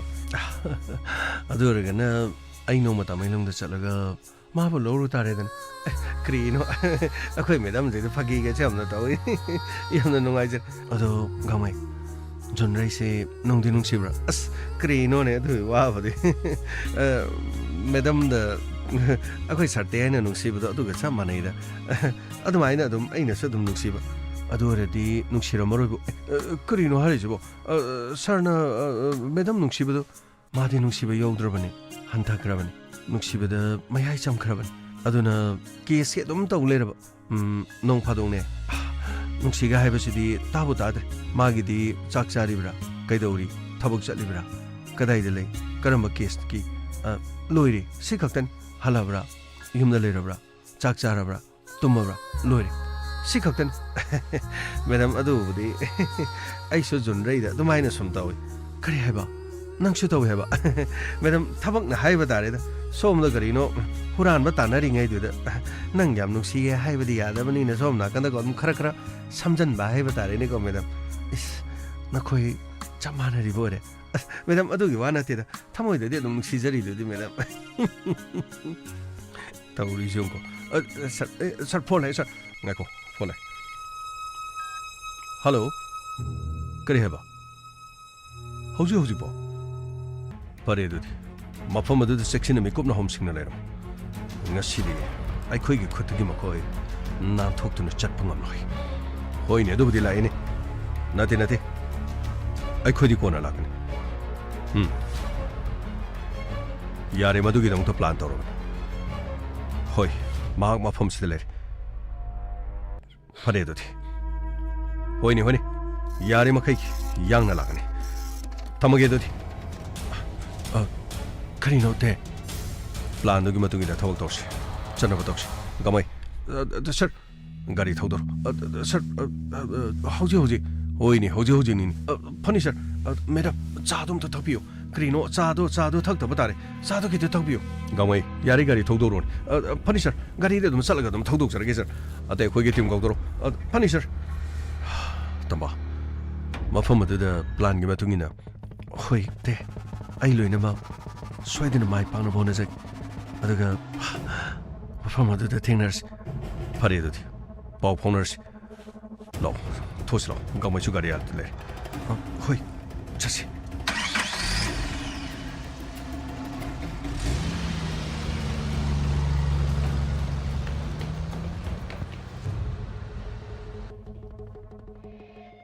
까리노네 타오리시고 먹고이니시고 아돔 카나다나 레이리완 아이브네 까리노 똑폼마 폼마 강드레바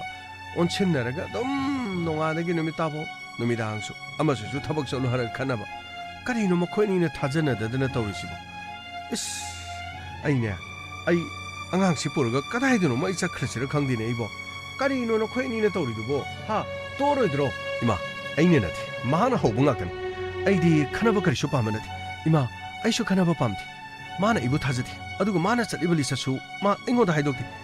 낭나 아이네 카리도 해버도 능 부토롱 아무도 부토로 아이 아란바 카리 레게도 부토로 낭나 사먹티 폴리스는 카리 하라미 아론바 누파 아니 하이버디 누파 아니가 와리 사나람 야레니 또 오네도보 폴리스나 카리노 마두기 와팜도 티절리드나 아생모도 소이드나 좀 부톡사란 이마 아생모 부토로보 부톡도바 아생바 하이버디 마하마 사마나 마친 하이게다 हौजु फावद Mahak लालुबा Mahna तोरब सिंगदो I सोरुरे I लालुरे करिमत HYBE लेति हदुगा आइदि तसेनि युमसिदा आई लेइबा फाव किरे आइना तुमलिबा फावदा आइगिने चिन्द मोन main छिलगा आइबु हाना honour कदर हाइदना आइदि अकिबो बु फावरे करिनो है नंग मदुबु हाइबा हुनबराने नंगि नुपिसिना मदु तोरगा नंग माना ngambro नंगबो हा माना ngambro इमा आई माना ngami ngamde हाइबगे वानात mahaki mong mahaki attitude mahana tori basinen adubuno khoini phajana wakhan taraga tori ba thabak karino khamgadaba natro is aine na khoini ne smai toradi leibang amaro ai leibang amaro haisin karino to sidia police la ena phana dum phare nungare khana go noni khana go yam khana go noni phare gari khamgare dana karino गाड़ी दिगी मरी मरी 시디 가만히 동리 돌시디야 이마 야니 대셔도리마 이봉어 코에 까리까리 레래 카카피로 이마 야란 아이코이 와리 크라사나 제게드나 락사리면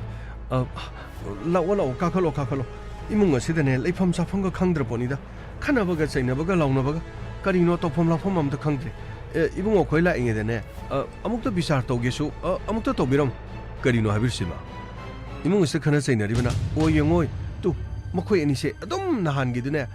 मचा फंगबदगी हरावबग मखोयनि संगनत ओनजन दना अदम खनादना लेरिबन अमुक्तने असेंगबो बिचारदो अमुक्ता तोबिरमुसे इमा नुपा नुपि any खनाबगी बिचारदे खोयना तोबगम मखोयनि the थाजनदबा सोयदना लेरंगन अमना मबु थाजनरबा अमना मबु इकाय खोमनरबा मतम मदु the इमुंग मदु the नुपा नुपि एनिगी मरी ख्वाइदगी हेना फबा हाइबदो ओइगदोरिबन करिनो खंद्रेनि बुंगो इमुंग असिदा मखोयनिने तौरिसे अखोयने लेफम चाफम करिमता खंद्रबनिदा इमा आइना हाइजरिबस इमुंगदुदा लेरिबा नुपादुना महाकी नुपि अदु इकाय खुमनरबा अदुगा महाकी नुपि अदुनसु नुपा अदुबु इकाय खुमनरबा हाइबदि अहानबदा नुपानि इकाय खुमनगदबनि हाइबा लेते नुपिनि इकाय खुमनगदबनि हाइबा लेते चप मानबा मिकुप अमदगी अमना अमबु इकाय खुमनबा अमना अमबु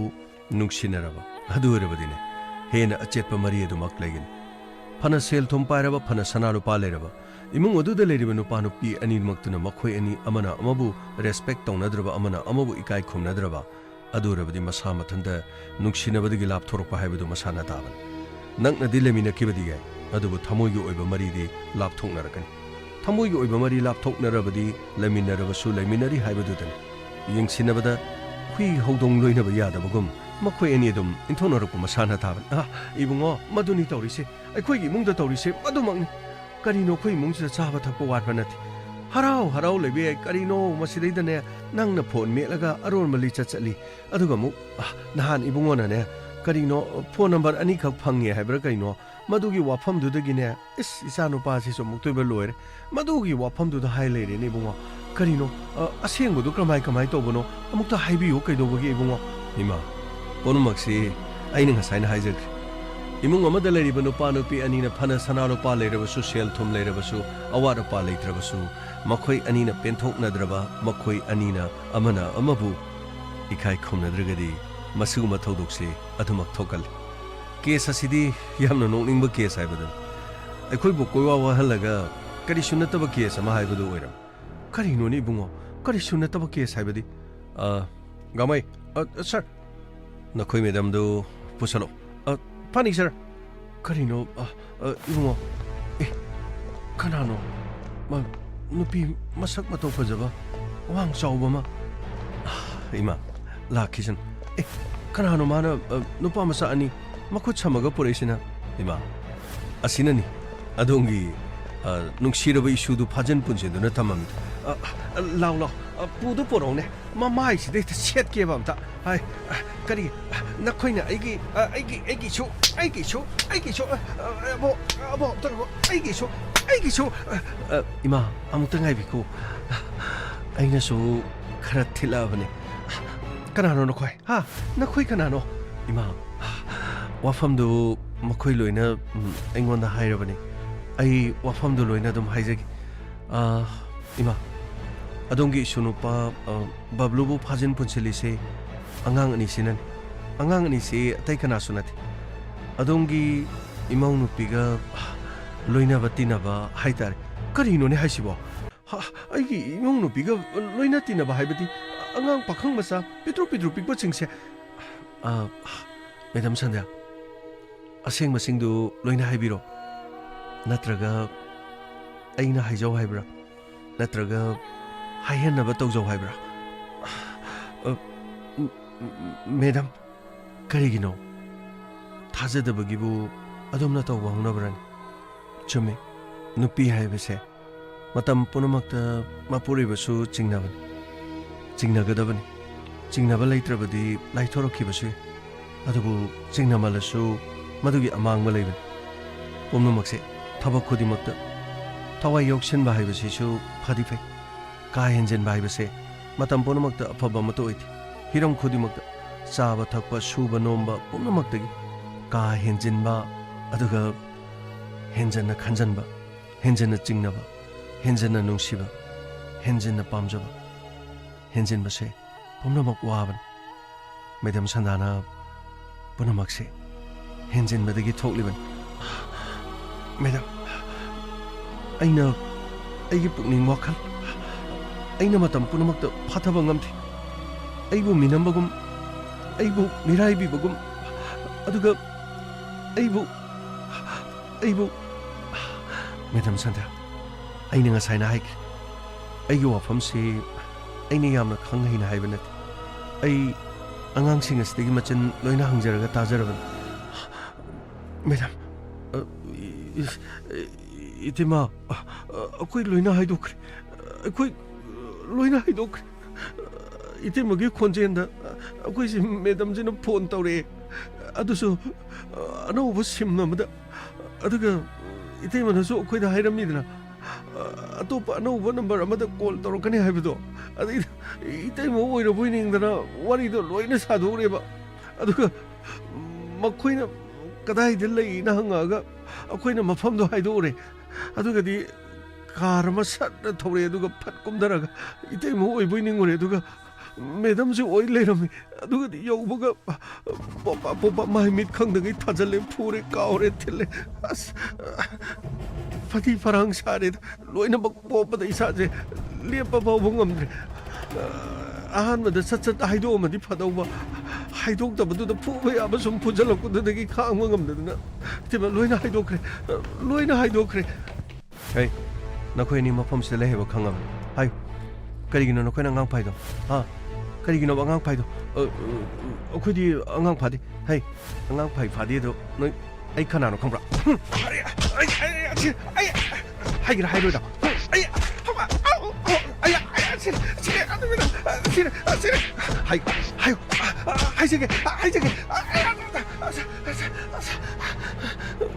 ꯑꯩꯈꯣꯏ ꯏꯇꯩ ꯃꯁꯟꯗꯥꯅ ꯍꯥꯏꯕꯗꯒꯤ ꯇꯧꯕꯅꯦꯕ ꯑꯩꯈꯣꯏ ꯇꯁꯦꯡꯅ ꯑꯩꯈꯣꯏ ꯑꯉꯥꯡ ꯑꯗꯣ ꯑꯩꯈꯣꯏ ꯐꯨꯕ ꯆꯩꯕ ꯀꯔꯤꯃꯠꯇ ꯇꯧꯕ ꯅꯠꯇꯦꯕ ꯑꯩꯈꯣꯏ ꯏꯆꯝ ꯆꯝꯅ ꯃꯣꯏꯒꯤ ꯇꯥꯃꯣꯗꯨꯗꯒꯤ ꯂꯃꯟ ꯈꯨꯝꯅꯅꯕꯅ ꯀꯔꯤ ꯂꯃꯟ ꯈꯨꯝꯅꯅꯕ ꯑꯉꯥꯡ ꯐꯩꯗꯤ ꯀꯔꯤ ꯍꯥ ꯂꯃꯟ ꯈꯨꯝꯅꯕ ꯑꯉꯥꯡ ꯐꯩ ꯍꯥꯏꯕ꯭ꯔꯣ ꯅꯆꯤꯟꯗ ꯊꯤꯔꯤꯗꯨ ꯀꯩꯒꯤꯅꯣ ꯑꯁꯦꯡꯕꯅꯦ ꯃꯦꯗꯥꯝ ꯑꯁꯦꯡꯕꯅꯦ ꯑꯩꯈꯣꯏꯅ ꯍꯥꯏꯖꯩꯁꯦ ꯍꯥꯏꯌꯨ ꯅꯪꯗꯤ ꯀꯔꯤꯒꯤ ꯇꯨꯃꯤꯟ ꯂꯩꯔꯤ ꯑꯁꯦꯡꯕꯅꯦ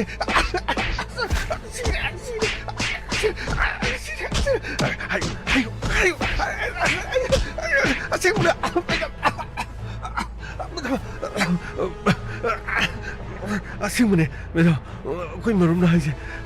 ꯑꯁꯦꯡꯕꯅꯦ ꯑꯁꯦꯡꯕ ꯄꯨꯝꯅꯃꯛ ꯏꯇꯩꯃꯅ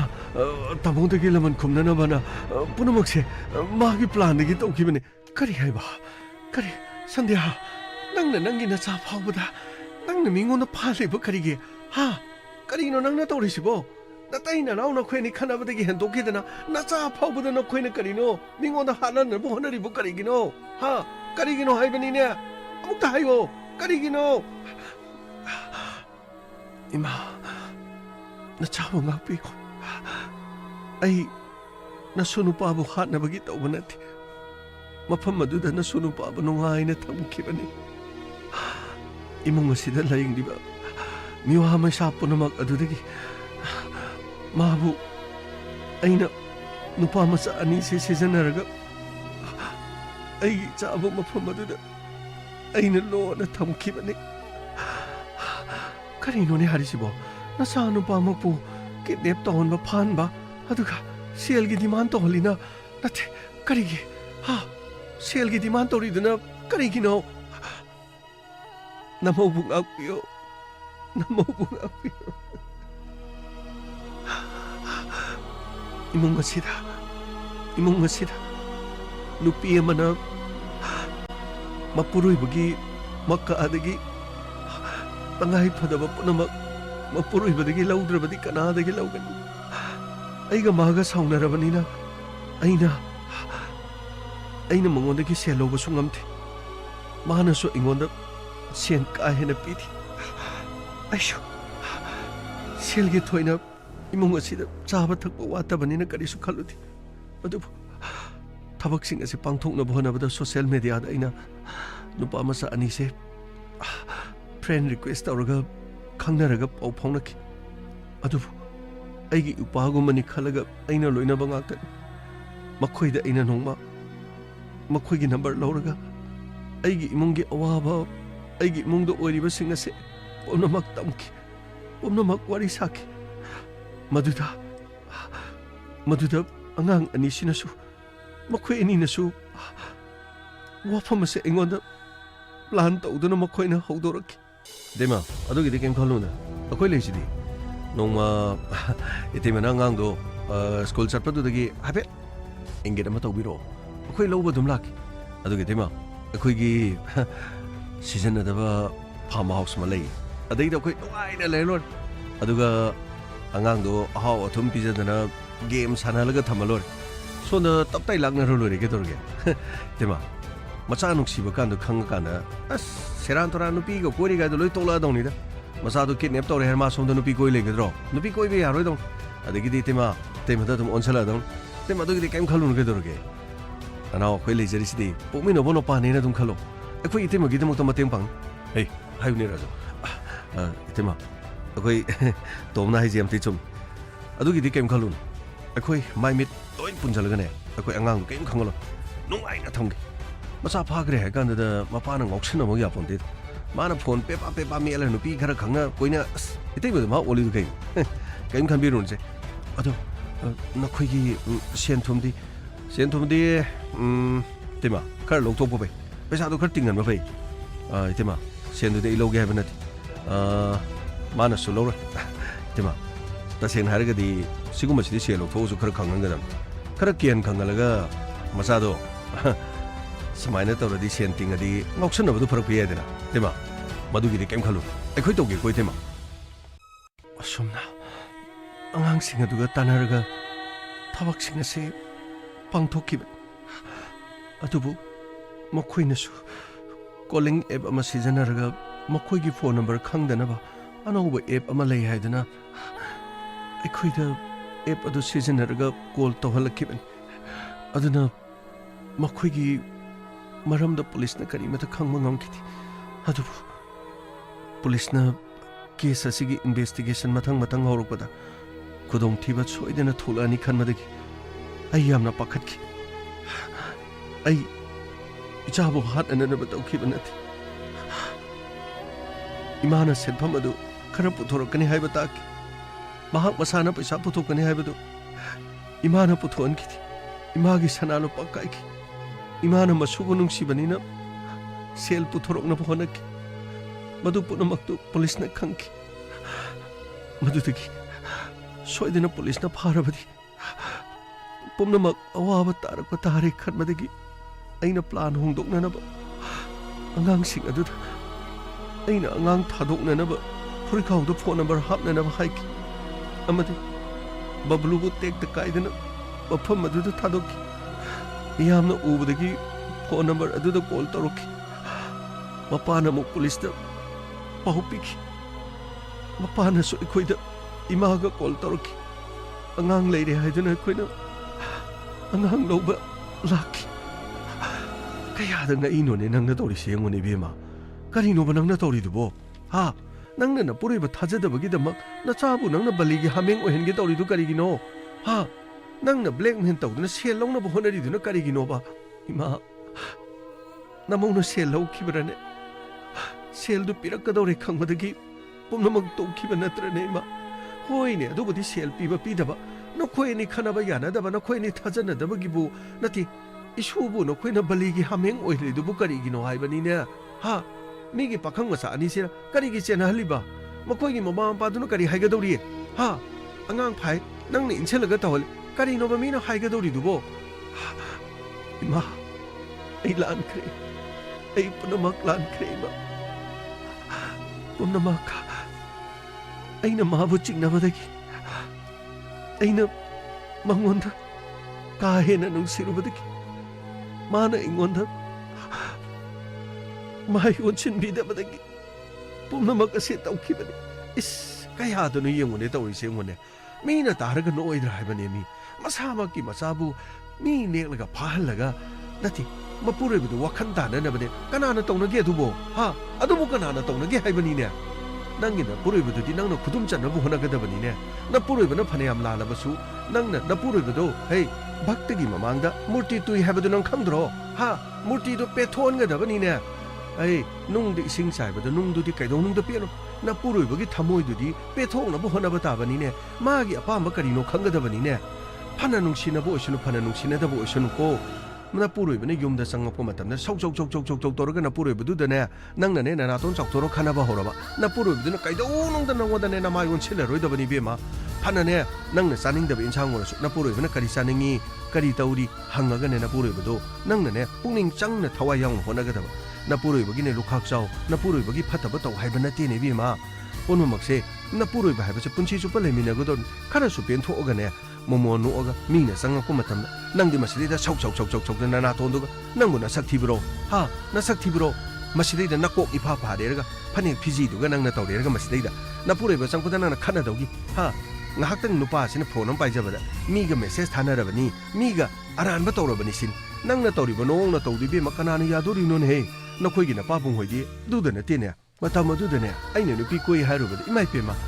ꯂꯤꯆꯩꯗꯨ ꯂꯪꯉꯛꯄꯗꯅ ꯈꯣꯡꯒꯥꯏꯁꯦ ꯁꯔꯨꯒꯥꯏꯁꯦ ꯊꯦꯒꯥꯛ ꯇꯦꯛꯏꯕꯅꯤꯅꯦ ꯃꯗꯨꯃꯛꯇꯗ ꯏꯆꯥꯅꯨꯄꯥ ꯂꯩ ꯍꯥꯏꯗꯅꯅꯦ ꯃꯨꯛꯇꯅ ꯂꯩꯈꯠꯂꯛꯏꯕꯅꯤ ꯆꯟꯗꯣꯟ ꯆꯋꯥ ꯊꯤꯟꯖꯜꯂꯔꯒ ꯏꯔꯨ ꯁꯤꯠ ꯅꯥꯟꯅ ꯂꯨꯖꯊꯣꯛꯑꯒꯅꯦ ꯅꯣꯛꯐꯦꯠ ꯇꯧꯔ ꯂꯩꯔꯤꯕꯅꯤ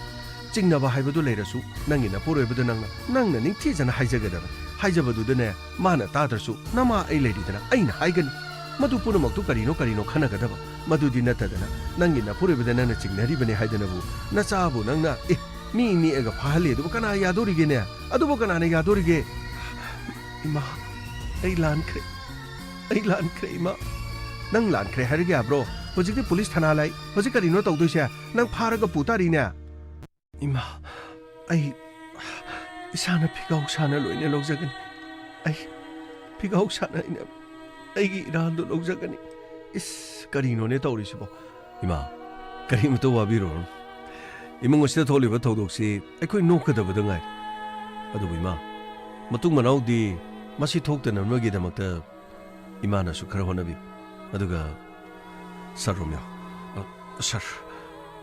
I am now Ikaiseri. Todosina Adom Ikai Bigan. Adong in Upini Karibasi, Ikaiba Kokna Honabi. Adom the Dong in Upini Singer Rivasi, Jingnaba the Kohanbi. Adongi cha, Mapamasida, Kanasena do not dum later, Anganga Sigipun the Tunda, Soidena Kaibalanga. Aduga, Wapamasi Kerolekaina Taragasu, Nungaibadi Kashuero. Masini Hena Pautono Duna, Matang Pari, Aduga, Inawani, Sir. No Queenie Matunda, quick Matunda came to Togger. It came in some hybrid. Tamona Arama Tabokta on Gadraina, Quina. Mingo the Matumana, Adumua, the Hodo Ponat. Tasina Natsini Kalabadi, Natamani Kalabadi, Awaba the Saruyaba, Hybidi, my Pakadaba, my own mother, Sanction Menopatro, Adudi Natadana, Angang Pabagi Wapam the Hodo Dubu, Nati, Naquibu, Itimakishum Mating Pangada. Mating Pangu, Adumna Tonga, Ha, Adumna Tonga, bro. Sir, a quick swigly, sir. A quick bumta. Pari, no question color given. Handakid in a quibu, aiming out pyramid. Thank you, sir. Thank you, sir. As Krinos are Kari, get our sir, Tado, mother, sir. Gamay, sir, Karakabo Gay, the Matuma, also told Danaba, Gamay, I know poor Gravani. Adubudi, Madame Napubo give the power with the Tazarava. I get cram, what but sir, a quick Matunga Monotox Rosa, Tassing Monizer, a quick Matunga, Kanimatox Rosa. Carino Fagita Obene, hey, Carino Eggy, what in the hall, Crale, do pizza get over. Sir, what in you no Savalax is what in Zavalak, a herring, Lao, what in Zavalak, Madame the go, Nanagando, they that how they never tau crash of Purgalo.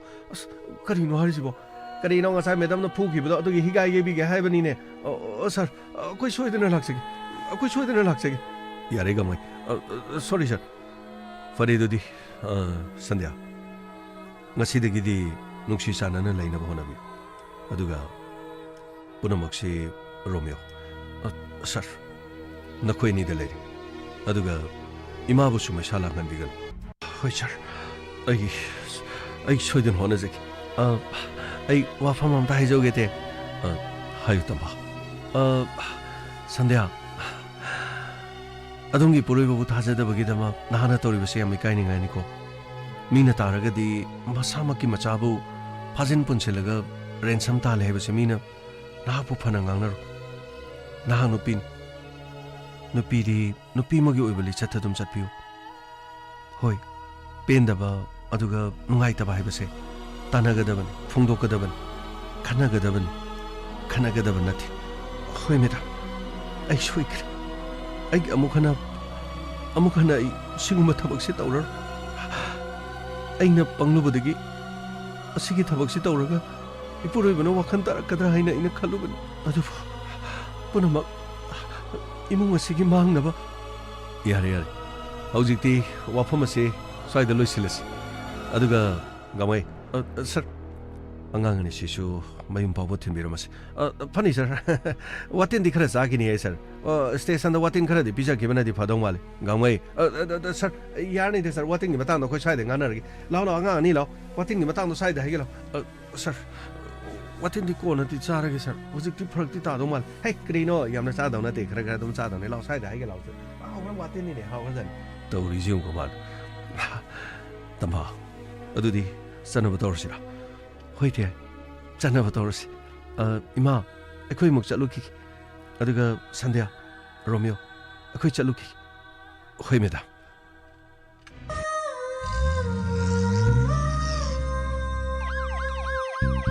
Luckily, Inspector Tayai. Luckily,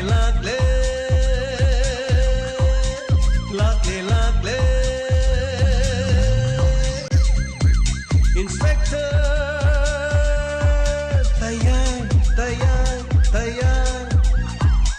uthanaba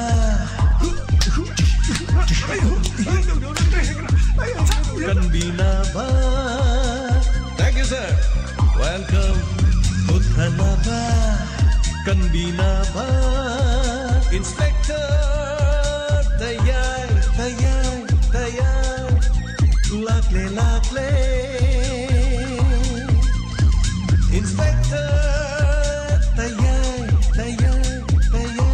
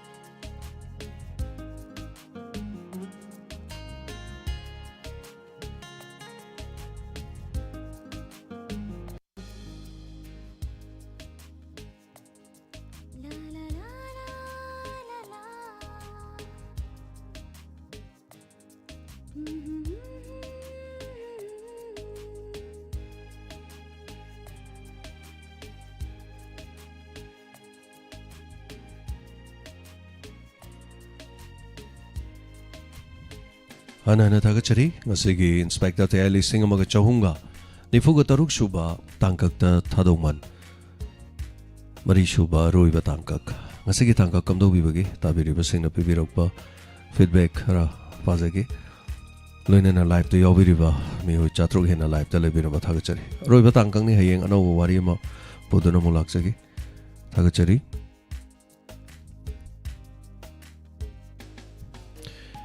wari si amna ngakpa wari ne haitare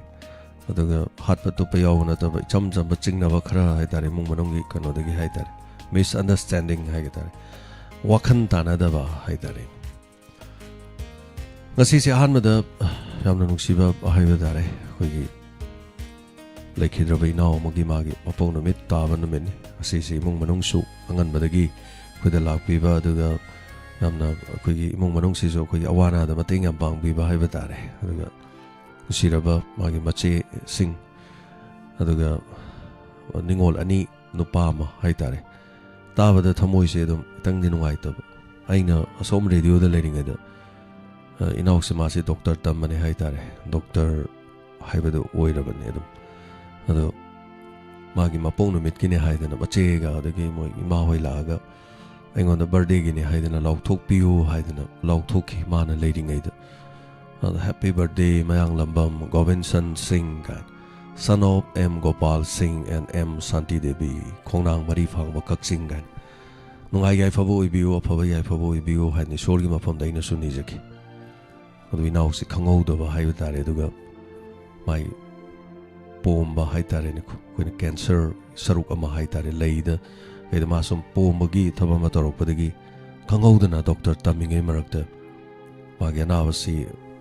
laying dana mapalam da yam kanna laying khiba mana khanga kiba stage kitang thengna khangak pa haigadra adana yam kanna imong manungna sel thum yam tingdana ma khonaki aduga laibak thibadagi taibang thadok tuna chatki adugi matungdagi amok mamangi chahi da so haitare bardigi lauthok chaki Laikhidrabasu mahaki mapung no mit haitare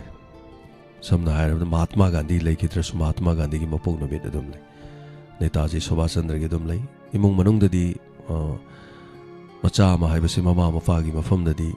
achangba mi ma haido dum orim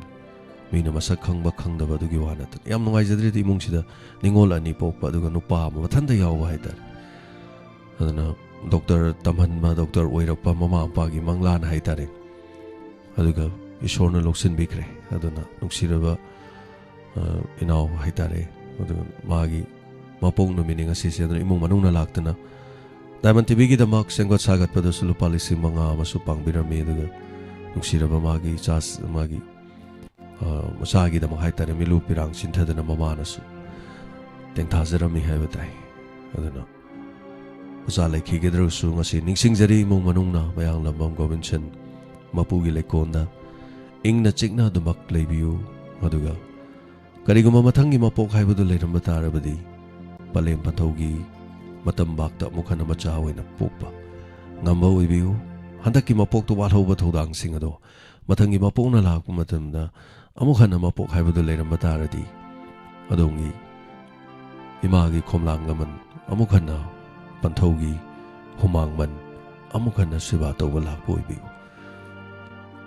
ꯃꯄꯣꯛ ꯅꯨꯃꯤꯠꯅ ꯂꯥꯛꯄꯗ ꯃꯄꯨꯒꯤ ꯂꯩꯀꯣꯜꯅ ꯏꯪꯅ ꯆꯤꯛꯅ ꯅꯨꯡꯉꯥꯏ ꯌꯥꯏꯐꯅ ꯂꯩꯕꯤꯌꯨ ꯍꯥꯏꯗꯨꯅ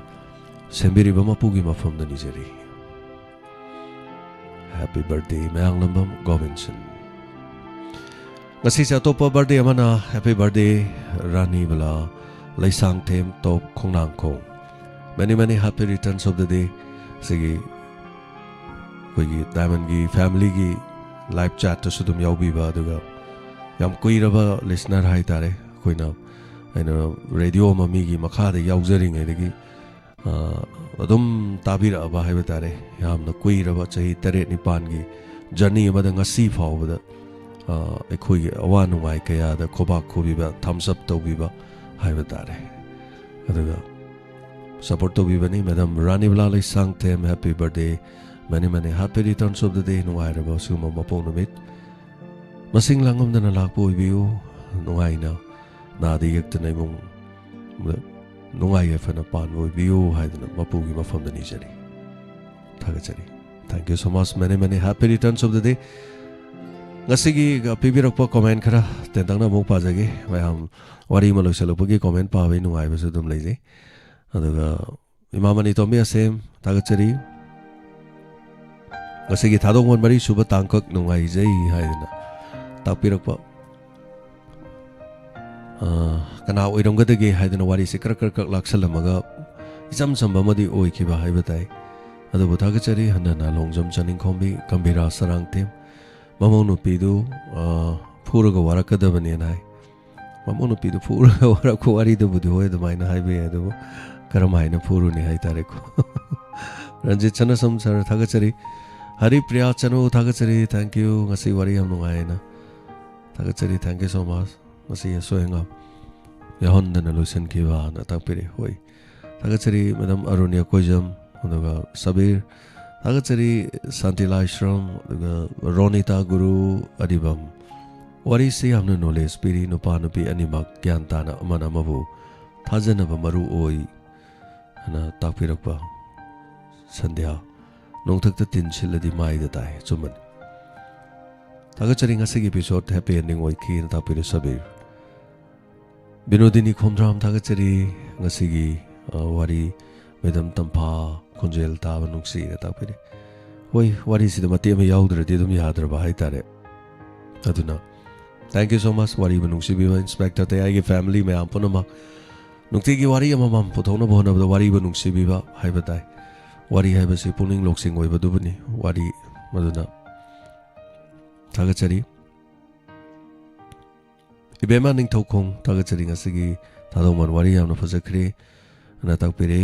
adaga thagachari hanana Ramesh ko kokil ga nate maming se maming do madam kano oi bani na aina ngasa haija ke bani anyway Jayanta Kumar sir thagachari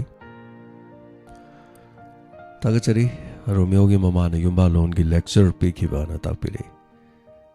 Iravanta Sograkpam Tagachari thank you so much longjam saning khombi no bangai jari takpire wari di amna leibajani do wari se sem sab da matam ram change do mayamna di thenge na di khanba ya de wari irakpa khanda haiba dare aduna Tagachari kara mung anna bodum hona jage aduna February gi ahubadagi di koi khara hena hona jage Sarjenta thank you so much Indu oinam ngasigi thadokman roi basaruk ana fajaina takpirakpa aduga Gambira Sarang Them thank you so much hayeng episode romantic and I sabir romantic oibadi ngamde da romantic sum yawbadi wari ngamde romantic oibase haitare ado maramakki wani sum romantic ngata taw ngamde ado wari duna haitare makha pole yemina se matum langle bi thagachari Sandhyagi wakalon angakpani masado puhanba chehenbabudi natida mana wahaning badu mapuroibadu masa fagre ga hara wahaning ba sen demand ga tawsilakbadu ada hojikan gi nahajing yamai da itoi makoi mateng pangbige ga na tawbudune itoi makoi leijidi ga nana khoi leijai se khoi tawjage se ma nupi angang koide du khoi tawjage ka tawbudune o pasa ne haiman singmaladi yong mamai chape adune nahajing na so aduga asai social media daga khangnabado dai chingnabai matang ga du khara yawune do film na tamnina chinna sanabade ham nuaitraba haitare nupa du so nupi du na chingnaba nupi du so nupa du na chingnaba ga dum yawune adu ma ngasai nupa jing du ga pau phaunabagi magi na koina bai natte adu somda nupa du na tori so haida magi business ke haitare mathaugi da mak haitai adu mai na tawjaba jani. Thank you so much Thakachari Razaudin Khan wari sending a letter of the Inspector Tail live Tana Bohona with the Ingo. I am very sorry, Sir Razaudin. I Samok Suni Haitare. I upung taret ni pantara with the Hoganing Dam the sea, but Mina Hodor was sounding him. Kitanga to Madidum Padunidana. Other Inspector Tail. Say live tabana di quite hen maneva. No hala tabadi, seeing Narangi record, Nico Habum delay. Adabu, Fazana Puning Janadum, Davida di Kasukai Haitare. Thank you so much, Takasari Santi Lishram, Gambira Sarangtem. Kuraizo Memi Takasari Gamagi dialogue Tabadi Amnoise, Inspector Tay Hasing Love Investigation, and Sunday Amai Tikre. Hoi, Kaya Haina Togre Moina calling app Amaga season Adana Tawudan Hasing to Haitare. And the number to Sasa Sintopane, Tahoriga and Hajalaga number to Sinto, and number of Pirake Haramane. Adunadu Poto Police Nakangi Haitare, Adunadu Kangam Nina Magi, number to Piro and Habido, Mapuru even a number to Pibani, logic ni wari to the Audum never. Nangi number doing on the message Taro Haido, Waloram.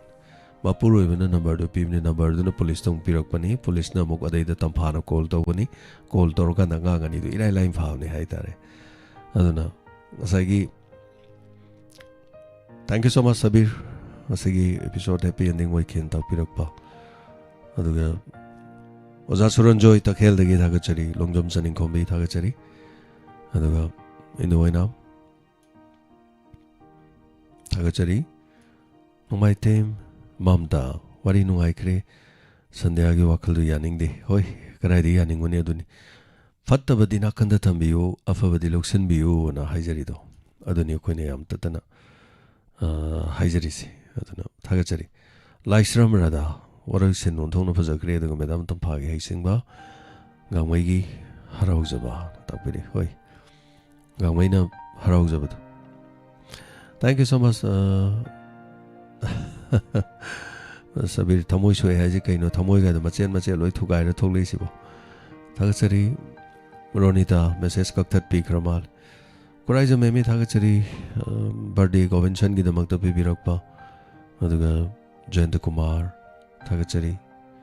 Govinchan gi wari tabada yam nungaijade na tapire nungaite sir Jayanta aidi imung manung du sodum tinajabanina hena nungaite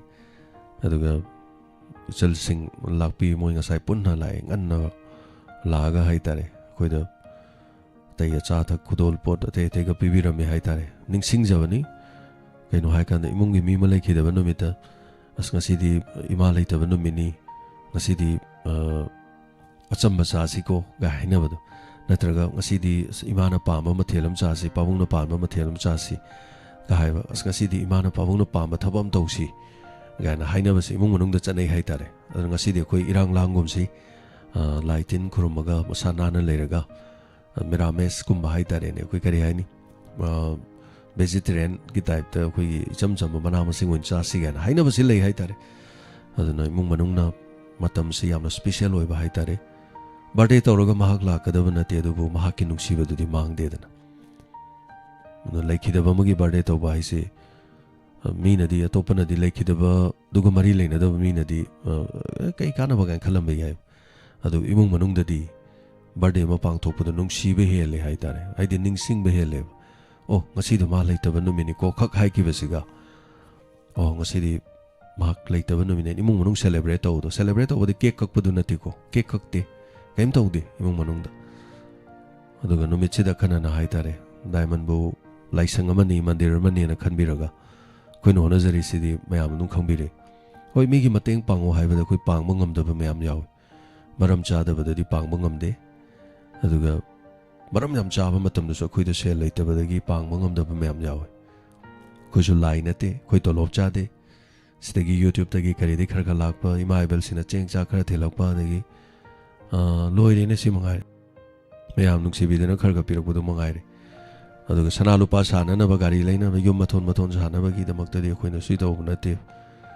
leijari ba ihai khra sumayam punjala kano ama khut samdara kanda khoi chatmina ba hingmina ba duni hai tare yam seng na hairati aduna thagachari wari yam nuai ta bani aduna madam binodini thagachari Govind Singh gi wari sita ba thamoi kaire na tapire hoi message thabirakpa comment se loin chengkhakre sini adumai tawre aduma thagachari madam rani bala gi su mapong namit ya phamango jam pebire thagachari family de yaubiri bani na aduga thagachari oja kangjam thoiba thagachari matam phumada fabo iminasi thagachari lata ingko Suranjoy, Lalita, Rani Bala Laisang Tem Thagachari, Madam Jaubirami, BK Wang Thagachari, Sargi Wari Kodimaki Mahau Amamam Tongali, Tari Mamaki Pen Basunaidi, Special Crime Update Sukharakara, Thagat Piradiam Nuaine Tapire, BK Wang, a Special Crime Update, Thagat Tabayadraban.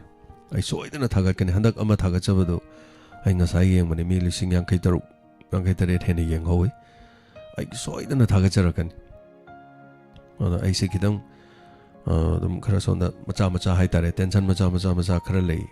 the family matter nate. I electronics item Haitare, because on the backup Hegasalactaba, the antenna, the Rang Hanamusham, the site, the Magi Hegaraktaba. Asmasida Oires Tumogolo, the Imaiben Meamla E, the Gay Hogolo has my doors in a Karamununga. Tumhogolo machine somnakan ju yade somnakan ju sakre song is yadre no hodora the heart attack to get aduna hadak se dumaina kar to bai tare masidi kanam tan khangbanate radio to ribasing na khangadabani adun masidi khodi yam toina thengnai aduna machine ama chakpa machine am yada backup yade lupa lising humdrain thoi madu sem sabada haptam jang potok posin semtok semjum thendok thenjin ade sembio khar hai amo hai ade backup ani ma su sai ni mai khu wa kara phok khairaga sembam da puri amadi sema yare amadi punchi gi yara roi hari nungai ba paw ni tamo phone tore ujar te gi phone tore tamo amadi yare amadu di punchi gi yara roi hari as nungai jare da ko yunga nungai ba paw da mi de ko sini ko nu honori sida nungairi ni haitare aduna sumai toroga dum mayam gi mateng khara panga wari khara liraga dum toroga taibong pansida punsigi thodang khara dum lorum balore thagachari sir brother BK Wang takpiro he ningsing birok posem nungai sigumba semo uga na haibasi nungai bang koksule ai soidana semjani wari je chumna ga leibna te wari lising ama hena leijani crime update ki ado ai hona jarake masi knowledge ni aduga Geminas. Namchilu Gomlay Thagachari Sigi Wari Tango Gamma Fazeduga, Sir Madam Lakpus Yam Nungaise, Tabak Torom Kudimak the Mai Papu view, and a Tapiri Thagachari Namchilu Gonmay. Thank you so much. Shalamasui Yaromani Yorokidre. Yam Nuaise Vade Okuna Tonga community High Tarago, Sleda, Mete Pangan Yore, and the Chingi Chel Yore, and the Chino Yore. Adagi koi palmai hoi di nongala ta bani kabui yaure adagi tangkul yaure som ta basi gi nongai basi bo aduna thagachari amadu di yaure yaudabra khangre thagachari sarjenta thank you so much hanana thagachari fazakina ta pirak badu ronita gurori bam madam tampa kangau dan ngasi lak bada tayaina saki ba madam tampa gi khonjel do Taning like a amok tiragata again. Nupi ama yam no quick haitare. Nupi amagi matik magunyam na labor, Nupi magi type congeal ko high get. Masada magi chindagi tolopo congen the wiggy. yamna kare haini thot laurga yamna naurga haidar tayai ga haibadu ai adum haidi yam positive oibadu yam kaino ne basi je nupi gi positive oibase sak khaktana natte ba khonjel da so haidar ko tayai ga haibadu ai yana ba tawrugi ga haibadu ses positive oibadu sine ba si am changi haidai masak tu diam phajaba ko mai thong du diam phajaba chindu dana kare haini wa du khara kenglap som hairadi num khara wali dana ko aduni banga sa haisi mane mong na haidu no pada la kesalu khosalu adu to kholo haidu kesalu irang doksalu haiba nati no pimagi mati magunais no pada wana sang bogan da saulang jaladi kamai to anyway thank you so much tagachari hey muktar again tapire mingje pabangam dre loin chenga khre yawi ru ko de mukchi thaba yawro masung api gani am nuai jare mayam gi comment pa ba su nuai jare aduga nirmal naroibam tamo james ki program ai madi no heng han badagi tum da gai tagachari thabak kunom su adum tawna potha jai ai isa su haina jare hojik tina tapire tagachari nirmal aduni aiga hojik tinariba aiga hominaro ai sagai ge oiro ade kerole kai ge oiro imana sing da khutina phangdre loina dum lapna kre mai mathong aino hojik tina jawri sidi sumaina ima ivel mayam se sing hagdani aduna pikthana haidare thank you so much tagachari ranjana hizam thank you so much aduga tapiriba bomesor tagachari hanana adu ming panbada chithaba sing apigani purimasi oina tagachari inspector tayai ta bada yam noi sei haningali tana tagachari sanjarmam tomishna tagachari aduga punamak tagachari loisinjabagi pungpam pungja mug yoksale Pramona Orem tagachari Nomaithem Mamta tagachari hanana Rina Devi aduga ina chithajaba yawra sung apigani loina ngasi goro loin chenga kre thank you loisinjage me ama pabaya pabo minam se pung hom dare uduna pabaya pabo minarasi himalay baki da mo himinasi himalay baki da mak leminasi ngasi tekta kaidana thengnari ba sigumna hayingsu tekta kaidana thengna minasi himalay bana yai fari kurumjari